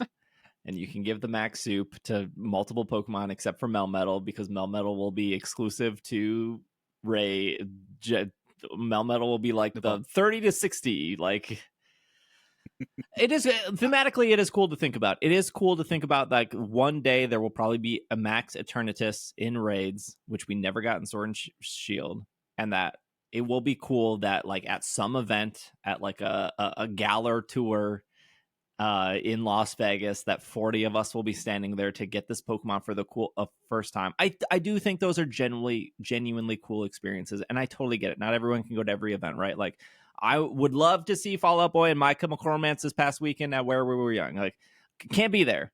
Couldn't afford the flight, couldn't afford the hotel, couldn't afford the $450 weekend pass. But I'm sure everyone was there. They'll remember for the rest of their life. Look, right, okay. I just have to, I understand why you make this argument, but every time you make it, it annoys me just a little bit. And that is because Pokemon as a game, as a series, has always, not always, they did remove the tagline for a while, but I believe it is back, have focused around the idea of catching everything, right? Like, that is their thing. It's, we're going to talk later about the fact that they've got another thing for catching everything again. Talk about starting over. So, yes, I understand that not everybody can go to everything, and if they do physical events, they can't do them everywhere. But that doesn't mean that everyone shouldn't be able to get every Pokemon. And it's just a little bit like, that is Pokemon. And certainly to me, that has always been Pokemon, is catching everything. And so I know, I go back to it. I talked about it earlier. Done. Catching everything. Yeah. I think the one exception of that is, like, trading. Like, when I see you, Al, I can trade you the Indonesian Pikachu wearing the batik shirt. Like, not everyone can have the Pikachu wearing the batik shirt. I have way too many. Please find me and trade them. I will take anything. You can send me a Pidgey. I want you to have them. They're taking up my storage, and I don't want to give Niantic any more money. I have so many Pikachus from Indonesia, and please, if you find me in a Target, you can have it. But then we get back to the problem of I don't have very much Stardust. Trades cost Stardust. Although that's probably not going to be an issue. It's probably it's not going to be an issue when trading with Steve, because we're back to best friends again. But yeah. Luckily, I don't think Pikachus are that expensive. So no. All right. Speaking of starting over, if you want a specific special shiny mythical Pokemon, you kind of have to start over, but we will get to that after our break. So we will be right back. And we are back from our break. a new Pokemon Home update, and a opportunity to earn Shiny Meloetta. This is off Pokemon.com. The latest Pokemon Home update adds the Pokemon Guidebook feature and a way to be rewarded for completing the game's Pokedexes. Pokemon Home is now up to version 3.2.2. The guidebook, if you have not looked at that yet, which I think that kind of got overshadowed by the Shiny Meloetta news, is players can view basic information about Pokemon, such as their Pokedex entries, types, size, forms, more. This information is even available if that Pokemon has not been registered in your National Dex in Pokemon Home. You can also discover which games Pokemon can be encountered in to help you complete your Pokedex. So, funny, because I made a shiny what is allowed to be shiny or not shiny little guide on Instagram like a week ago, and Shiny Meloetta has been locked since the debut of Black and White. Mm-hmm. No longer. No It longer. is now available. So you can get Meloetta normally in Scarlet and Violet. That was the spin 3 times in the normally. area. You can get it normally. You can technically, yes. I wouldn't call it normal. Exactly. Yes, if something takes a month for anybody in the world to figure it out, it's not normal. Just look at the code, right? Well, even looking at the code, they still couldn't figure out how it worked. I know. This was the whole thing where Victini was like technically in the code for Scarlet and Violet, and people were like, it must be here in the game. But in reality, Victini just ended up being the giveaway at London Worlds, and it wasn't actually like an event or anything.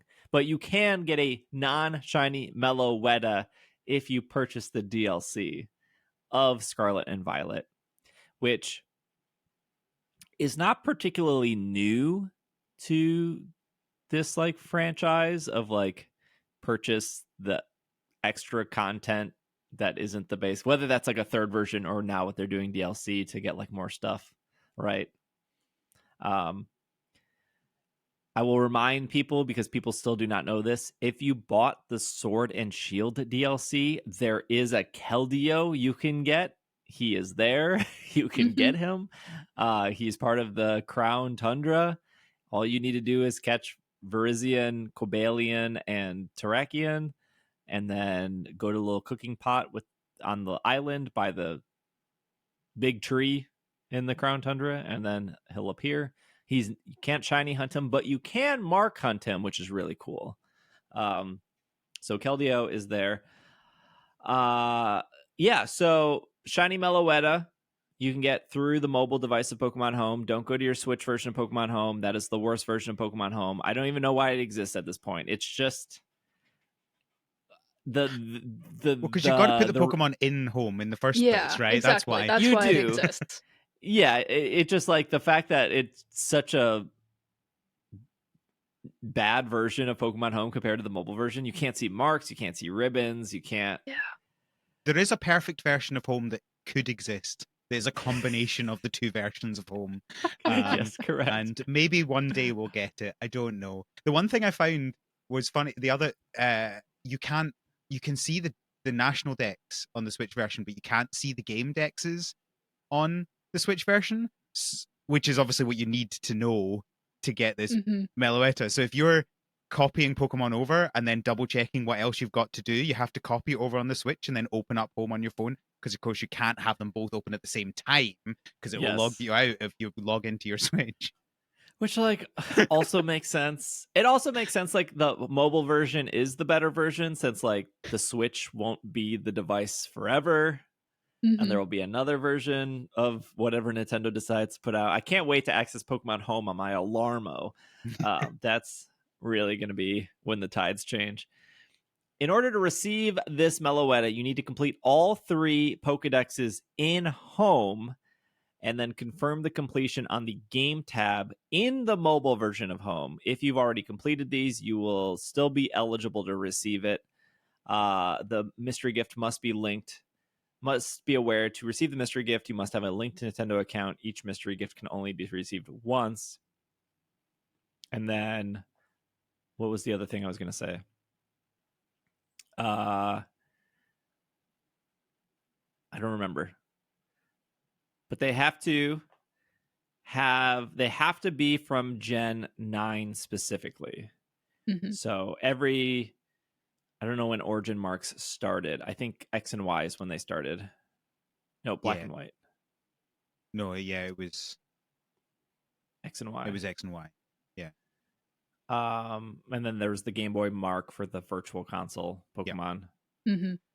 And the Go Mark. So the Origin Mark, like in Let's Go Pikachu, Let's Go Eevee, it's like a little Pikachu head. In X and Y, is that the Clover? Or is that Sun and Moon? No, is the X and Y Clover? is the hexagon. Oh yeah, Yeah. hexagon. Sun and Moon, I think, is Clover. Yeah. Sword and Shield is like a little Pokeball with like a slash through it. Anyways, Scarlet and Violet has its own Origin Mark. You need the Origin Mark there. So it's funny because we just spent 20 minutes talking about how Pokemon Go was like, you need to start over. And you kind of literally have to do that here. Like, if you have a Bellsprout, Weepin' Bell, Victory Bell from Let's Go Pikachu, Let's Go Eevee in your living dex, if you have a living dex, they're like, nope, that's not good enough. You need a Victory Bell, Weepin' Bell, and Bellsprout caught in Paldea. Yep. Which is a very Pokemon thing. Yeah, and I think the other thing to bear in mind that might trip up a lot of people is you have to either have all three of them or copy them over before you evolve. Mhm. Because the game will not tell Pokemon Home that you have done that. And you'll just end up with just the Victory Bell at the end if you only It is not wait until reading you the evolve, Pokédex really. that you have in your games. It is Exactly. reading the Pokemon that you're transferring over to Home. This is also really funny timing because before I took like this 2-week break off Twitch and before I was like in 17 other countries, I was organizing my Pokemon Home. So I had like a full living dex, but some of my living dex was shiny Pokemon. So I was like, I don't have a non-shiny Jinx. Like, I need to move the shiny Jinx out, and then I need to go back to Let's Go, and I just need to catch a regular Jinx. Because I'm at the point where I need to start a shiny living dex, which I have like 500 of. Wait, more than 500. You're definitely I gonna have be like more than 500. Like yeah. I'm at 850. You'll be higher than Yeah. me. I keep thinking there's like 700 Pokemon. Long past that at this point. I know.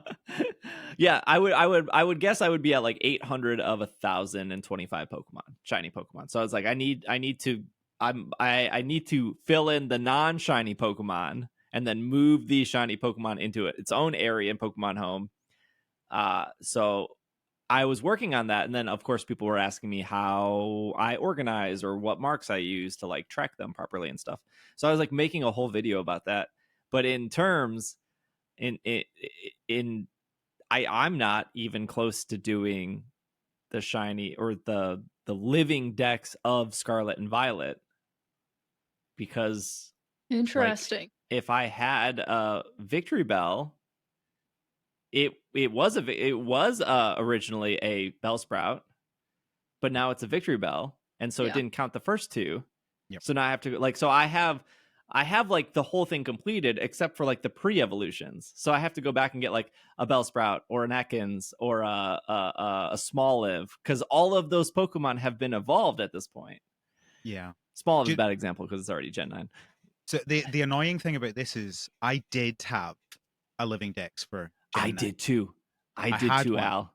And then my Switch broke. And this was like a week after Home came out for Gen 9, so I hadn't copied it all over. So that all disappeared. No, but I'm now working on it again, but yeah. I had a living dex too, but I started throwing Pokemon away because I was like, I don't... Like, because you didn't think you needed them. Right, because they were already registered in Home, Yep. right? Like, oh, this Fennekin is from X and Y. I don't need a Sword and Shield. I don't need a Scarlet and Violet Fennekin. I already have Fennekin registered, so I threw it away.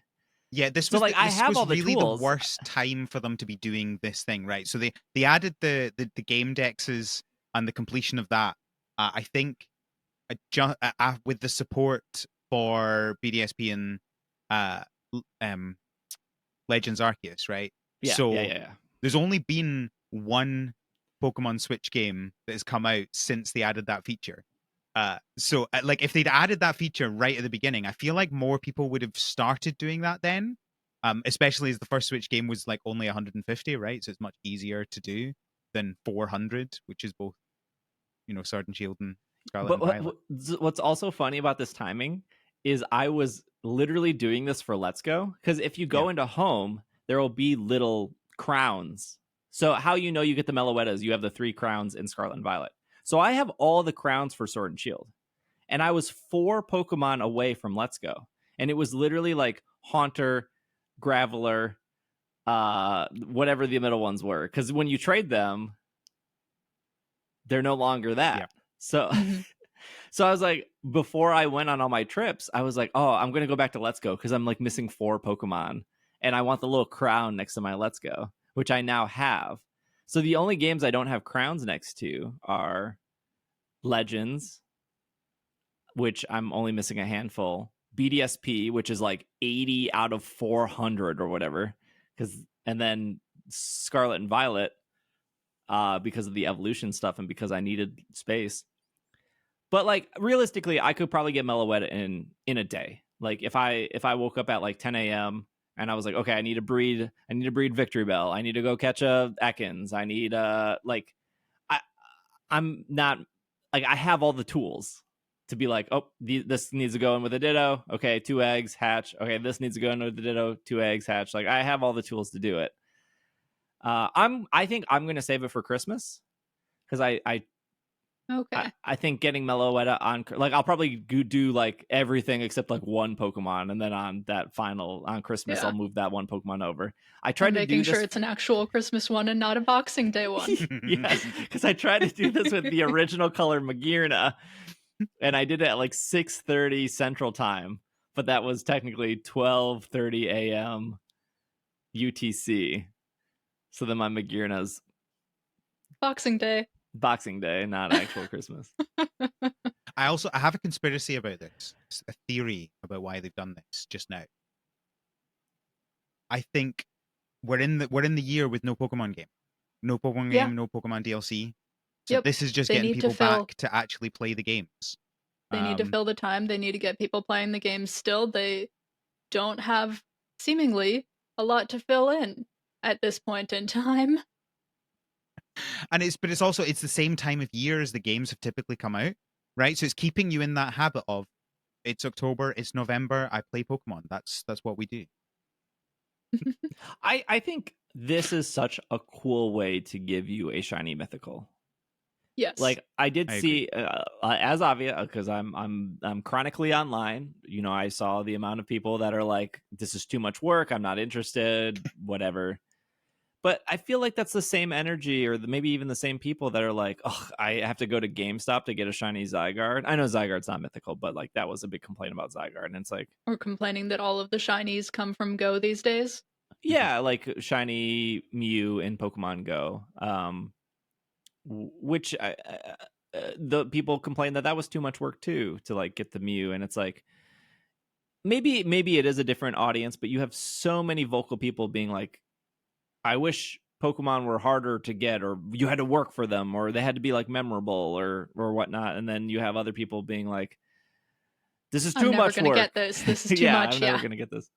I don't particularly mind, right? Like I think it's fine whatever they decide to do.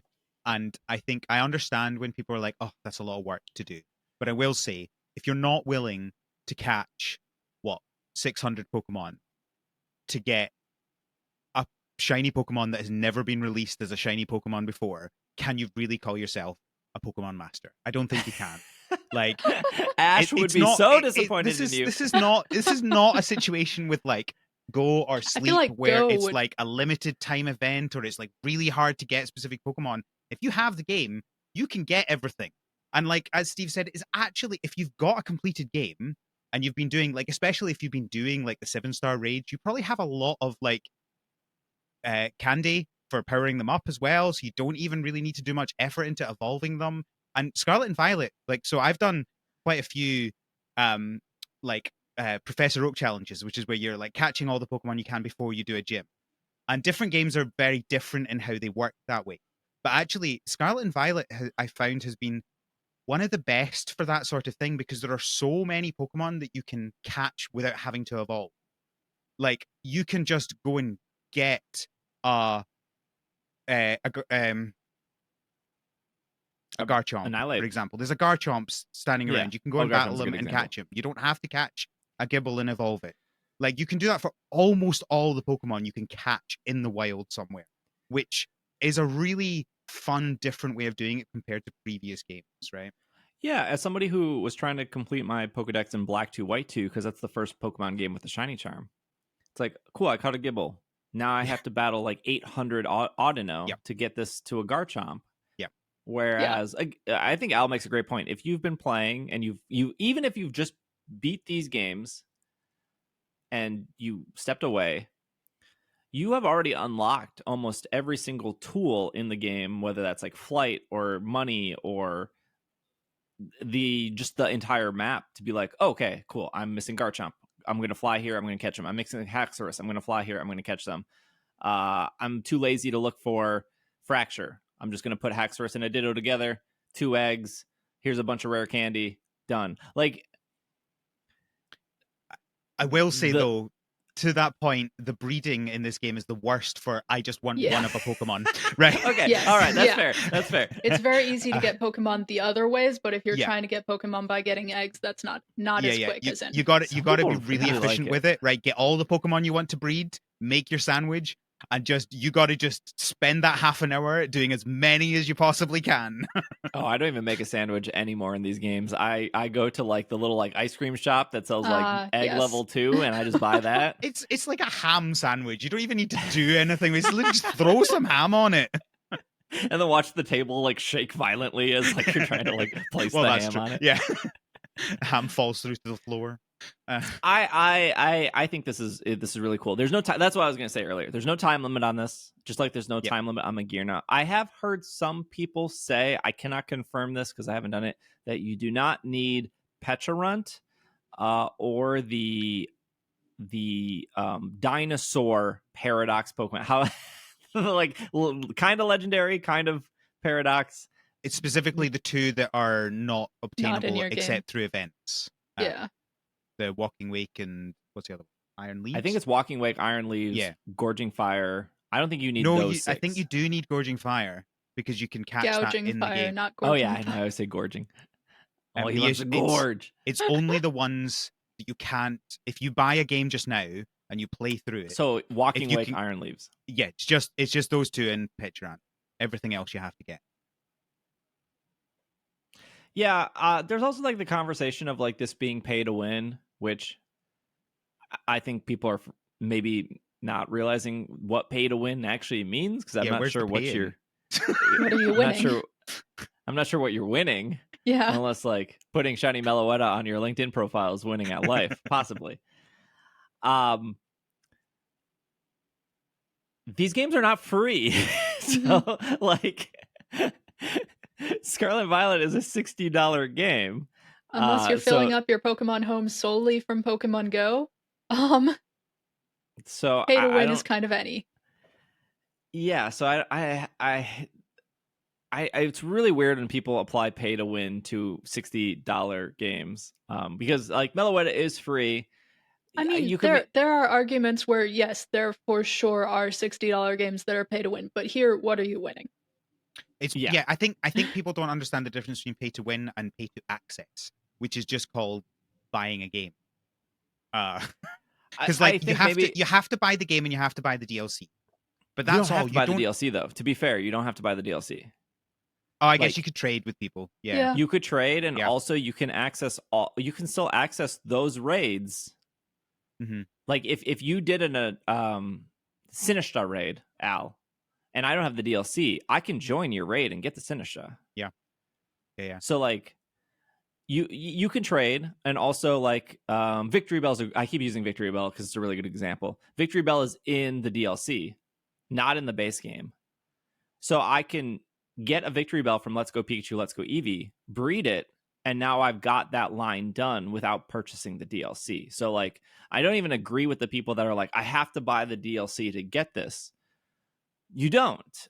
Is it going to be harder and more annoying? Yeah, sure, of course. Like the base game got significantly better when you were able to fly everywhere, right? Like, do you Yes. need to fly everywhere? No, but it makes it Helps a whole very. lot. It does help a whole lot. So, but yeah, I mean, like again, this is. I do really dislike when people, because there is this distaste for Scarlet and Violet, and I think some of it is warranted, right? Like the frame rate being bad, like the graphics being not great. Like I think some of the distaste is very warranted for Scarlet and Violet, and I've always pointed that stuff out. But I think there is like this revisionist history that like Pokemon, this was the first game Pokemon has ever done this, or like look at these behaviors Pokemon is doing now, and it's like this has existed forever. And that's not to defend, it's just pointing out that these are not new behaviors. If you bought Ruby and Sapphire, which had almost 300 Pokemon, I think, 300 and some Pokemon. That game had breeding in it. You know what that game didn't have? Ditto. Ditto was not in that game at all. If you wanted a Ditto in that game, which could be moved into that game, you would have to find somebody who had Fire Red and Leaf Green, two $40 games, and one of y'all had to have a $15 link cable or the $20 wireless link cable, or somebody had to buy a $60 version, I think, of Coliseum. It was either Coliseum or Gale of Darkness. Ditto's in one of those. And then again, have another link cable and get those games. So I'm not saying that to defend what they've been doing. I'm just pointing out that Scarlet and Violet is not the first game to do this. They have been doing this for years. Decades. They have been doing this for decades. I'd also argue it's getting better, right? Because back then you had to find somebody to do it, right? Whereas now you can get on trading. You can go on Reddit. You can just add something to the GTS. You know, it's so much, especially like, let me tell you something. See if you have 100 shiny Bulbasaur from the 3 community days we've had for Bulbasaur, stick one of them into home, stick it on the GTS, you will get anything you ask for. People will trade anything for a shiny. I promise you, right? I have like 5 Enamorous. I have not played Legends Arceus 5 times. I have just put a random community day shiny on the GTS and got an Enamorous back. It is so easy. Yeah. For the record, you don't need an Enamorous for this. Oh, yeah. I'm just using that as an example, right? Because that's one of the hardest Pokemon still to get. I think this is really cool. You don't have to rush out and do it now. If you have like time over Thanksgiving or whatever, good time to do it. Maybe a good time to organize your boxes. Maybe you should organize your boxes before you start this, because this could be a mess. Maybe you do both at the same time. I just think in general, this is a cool way to get a mythical that isn't play Pokemon Go, which I think is a valid complaint. Like, it's cool that as a Pokemon Go player, I could get Shiny Mew for the first time. But I totally understand not everyone plays that game. And I think Mew is technically like the easiest mythical to probably get out of the ones they've introduced since then. Yeah, I think so. Pokeball Plus. But yeah, that's happening right now. And when I say right now, I mean it's not going anywhere. So. It is live, and you can get it. And this event will be over, but as long as you don't connect to the internet, it will stay. They did version exclusive Pokemon, so they put Stonegener, Ice-Q, Armarouge, Ceruledge in raids. Just what Al was saying earlier. Like, you don't need to catch a Charcadet and then evolve it. You could. Scarlet and Violet has been really good at just letting you get evolutions. I don't think I've ever done that evolution ever. I don't even know what to do for Charcadet. It's like you give it a shield and then you evolve it. I've only ever caught the evolutions in raids. I've never done it. It's just an item evolution. It's like a stone. It's one of them is like Auspicious Armor is one of them, and I cannot remember the name of the other one. But that item is exclusive to the games. So you go to some random person in one of the towns and you give them something. I can't even remember what it is you give them. I did it once. Yeah, I've never done it. I know that person exists. I've never talked to them. Yeah, you have to give them an item that actually isn't easy to come by in the beginning of the game. So I remember farming that item, but I don't remember what it is. I feel like it's a Pokemon material. I think you're right. But Yes, yeah, yeah, no, you're right. It is. It was. I've caught Charcadet, and then I did a raid for Armarouge. I did a raid for Ceruledge. I never thought about it again. You just made me realize because they announced um the outbreaks as well, which are the Yep. version exclusives thing Pokemon. Mhm. But they announced that before the Pokemon Home stuff. They There's did. no way that's a coincidence, right? They've done that to make it No. easier to complete Yes, your 100%. Yeah, Pokedex. that's why I was bringing this up. Even though this event was Oh, over, sorry. they did the I got there before version you. exclusive raids, and then the Oranguru, Passimian in Paldea, Kitakami was Cramorant and Morpeko, and then Blueberry was Sandshrew and Vulpix, the Alolan versions. They did not do a shiny boost or a mark boost, which was weird at first because when they announced it, they usually say like mark boost or shiny boosted, and then the Meloetta news dropped. And now it kind of made sense. They were probably like, we don't want you to focus on shiny and mark. We just want you to catch these for your Pokedex so you can then get this Meloetta. Would it have been nice? Yes, 100%. I really I think Mark Boost to me, Mark Boost is more exciting than Shiny Boost. Because Shinies are, I don't want to say easier to get, but like if you've been doing 7-star raids, you've probably been swimming in Herba Mystica at this point. So yeah, they're also quite often like one and done. Whereas with Mark Boost, you can try and get different ones and try and get a shiny with a mark and stuff like that. Yeah. So, kind of makes sense. I think why they didn't do the mark boost. It was mostly like, hey, complete your Pokedex. I would not. Now that we're getting like closer to Christmas, I am betting Walking Wake and Iron Leaves is going to come back. Like not before Christmas, but probably like maybe the week or so after. Like it's been kind of long enough where they need to like cycle that again. yeah, maybe a I don't. little ways into the new year.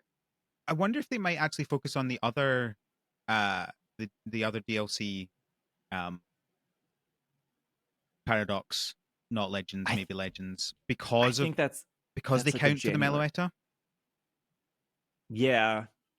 I don't know if they do that. Like, I think eventually they do that in general, right? The other Paradox. I think that would be a really exciting raid event. We talked about this last week, how like Dialga and Palkia were like so popular, even though they're. But like, I do think they have to wait till after Christmas for that. Yeah, because I can't. If they did Gouging Fire, or Raging Bolt like 2 weeks before Christmas, and you just get the game for Christmas, like that kind of sucks. that would be miserable. Yeah, I guess so. I guess part of the problem, right, is like we're not normal people, right? Like we buy the game straight away, and like, I mean, Steve, I presume you don't even have your second game. Like, do you have your second game finished, or are you just Yeah, you have it finished, right? Okay, yeah. Because I think we're certain. I'm presuming Hannah doesn't. I didn't finish the DLC in my second game, but I finished the main storyline. Fair enough. Oh yeah, I didn't Those finish games the are DLC in my second game. Yeah, the games are I've done them. What am I up to? 5 times now. They're painful once you get to that many. But yeah, I realize that I'm not the normal sort of person, right? Like most people don't have both games. Most people don't have both games completed. So the exclusives are quite often harder for people to get than some of us. yeah. As somebody who's played through Scarlet and Violet multiple times, I never want to do it again. Not that I think they're like bad games, but they're just big. What I would say though is if you have both games, or you want to have both games by the end, and you only have one of them complete, legitimately doing a Professor Oak run on one of them is actually really fun.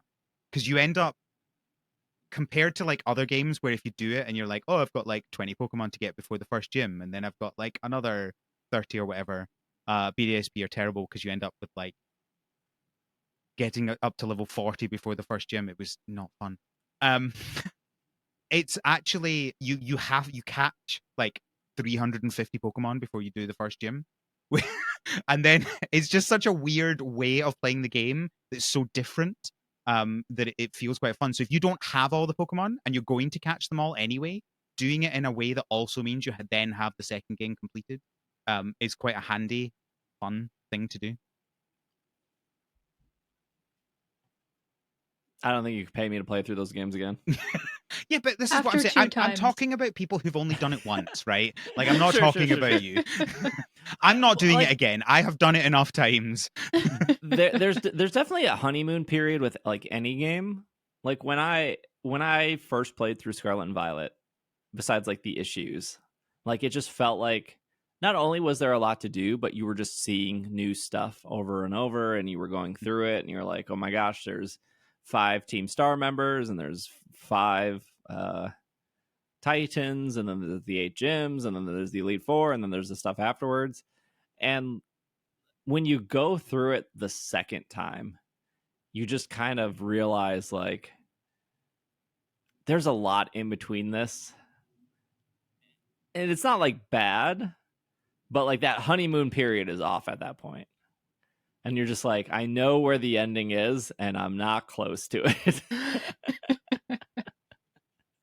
That's fair. My second run through was very focused on the story, which these games do have a very intriguing potential storyline. They just never completed it. They dropped it. So it's fine. Hey, that It's dog fine. survived, Hannah. That dog is alive. We saved it with sandwiches. What more do you want? I want to know more about the turtle. That dog is alive. Turtle is also alive, I'm sure. All right, last bit of news. There is the Latin American International Championship live stream that is going to happen. Where are the dates for that? I will get the dates in a second. But the reason I'm bringing this up is because Patrick Connors Pelipper, will debut during that live stream. Patrick won the Masters division for the North America International Championship, and Patrick used a Shiny Pelipper, which means we will all get a Shiny Pelipper. That will happen. So I'll post that code on like Instagram and Blue Sky and Threads and whatever is better than Twitter at this point. It's not a Gastrodon. It's not a Gastrodon, and it is shiny. So, win? That tournament it's the same weekend as the wild area. So November 15th, 16th, and 17th is when that tournament is happening. So the code should debut around the 15th, Friday the 15th. They're saying that the code will expire on November 21st. So you do have a couple days after the event to redeem it. For TCG Live, they're doing Pikachu EX. So you'll be able to get that card, which is from Surging Sparks, the new expansion. They're saying that will be able to be redeemed until November 25th. And then there will be TCGL, TCG drops until December 14th. I am assuming that there's probably going to be anyone who streams the TCG live will have those drops on, because that's usually how Twitch works. I don't think there's going to be like special streamers privileges of like go here to get your scuba Pikachu in Pokemon Go like they did for Worlds. Maybe, I don't know. They are also saying Out of Pocket, who was a Go player, won the Go North America International Championships with Feraligatr.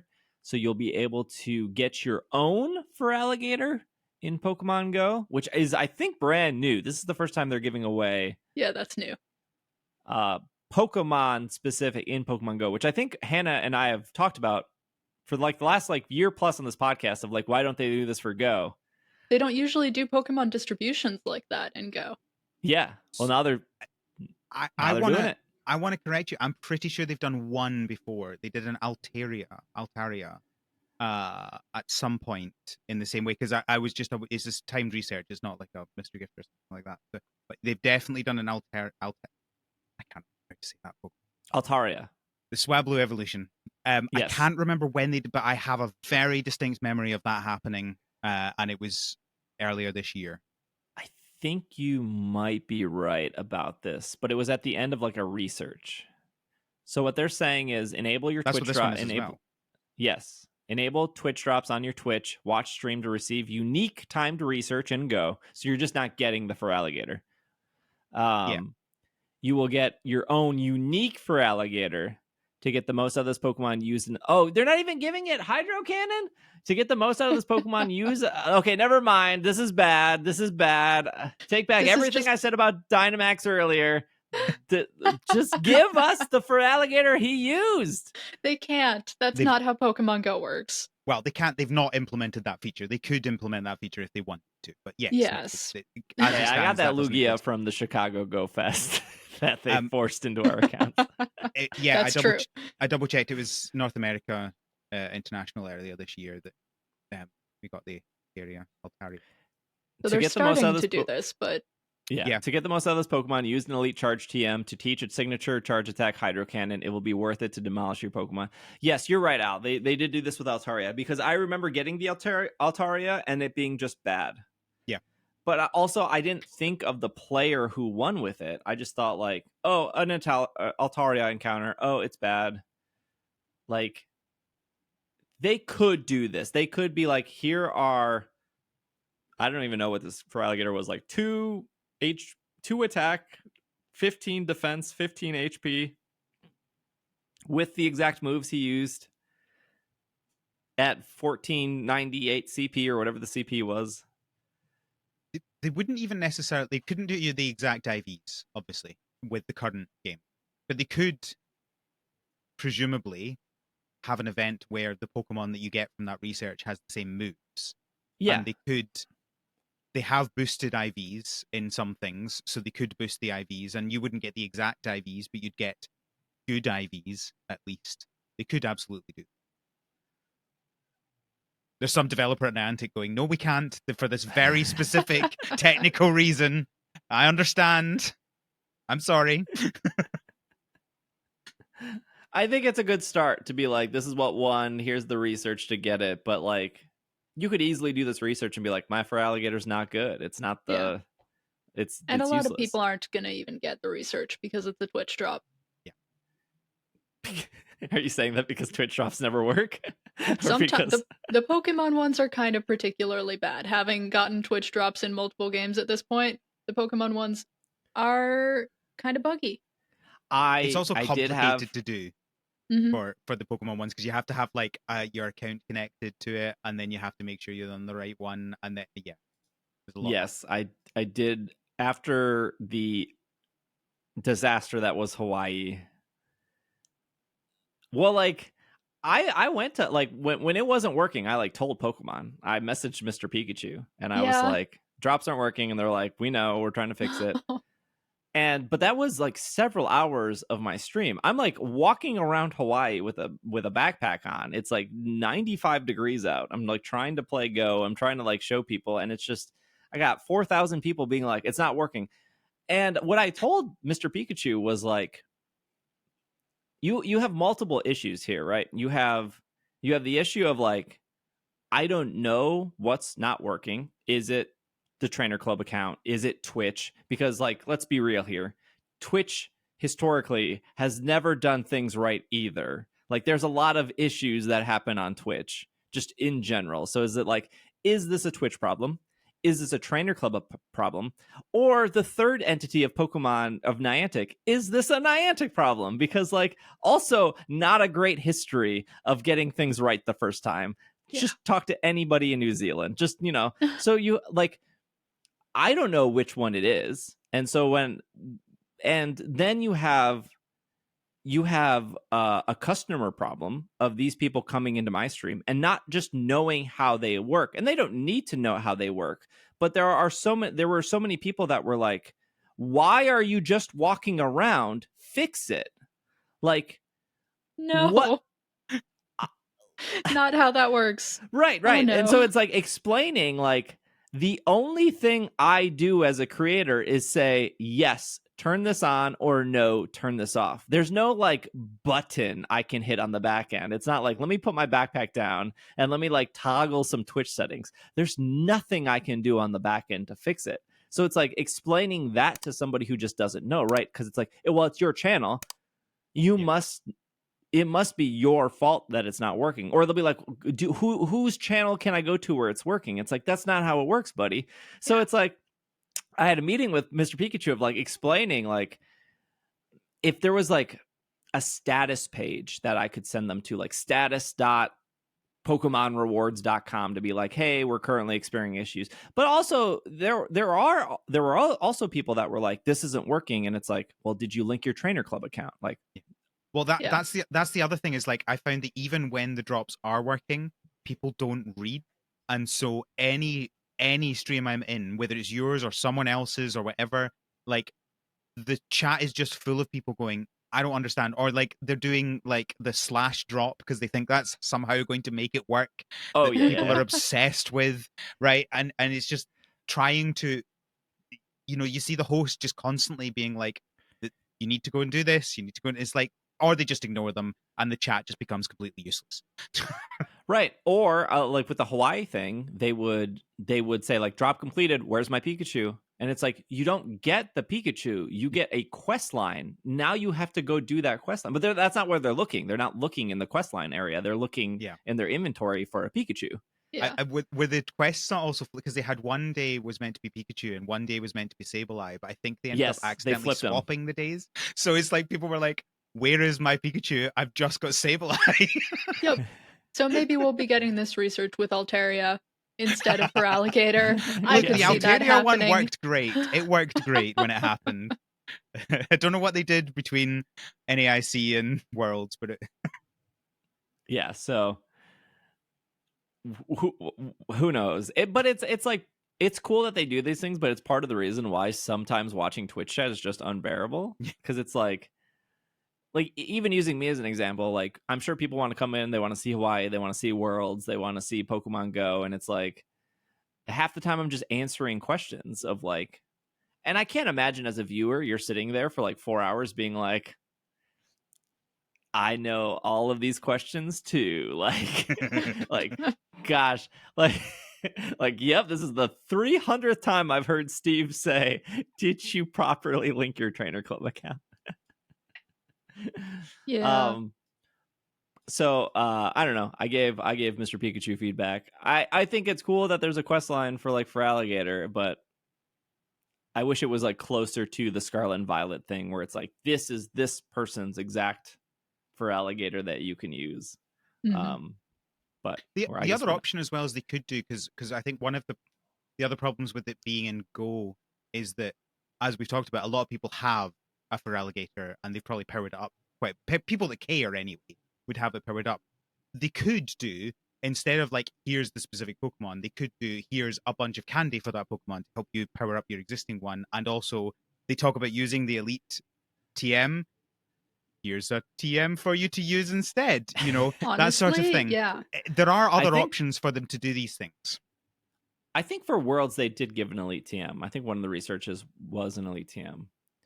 Right. For okay. Worlds, that wouldn't surprise me. I lost track. There were so many different things at Worlds. There were a lot of drops for Worlds. I know, because they weren't working, and I had to hear about them. That's fine. Cool though. So keep an eye out for the Shiny Pelipper. I'll post on social media when that code goes live. And for the card and everything. But I think that's our episode for you guys today. We will be back next week. I'm just looking at the schedule here. Oh yeah, next week is the Dynamax stuff. That's fine though, because I'll probably get it all done on Saturday. Gigantamax stuff.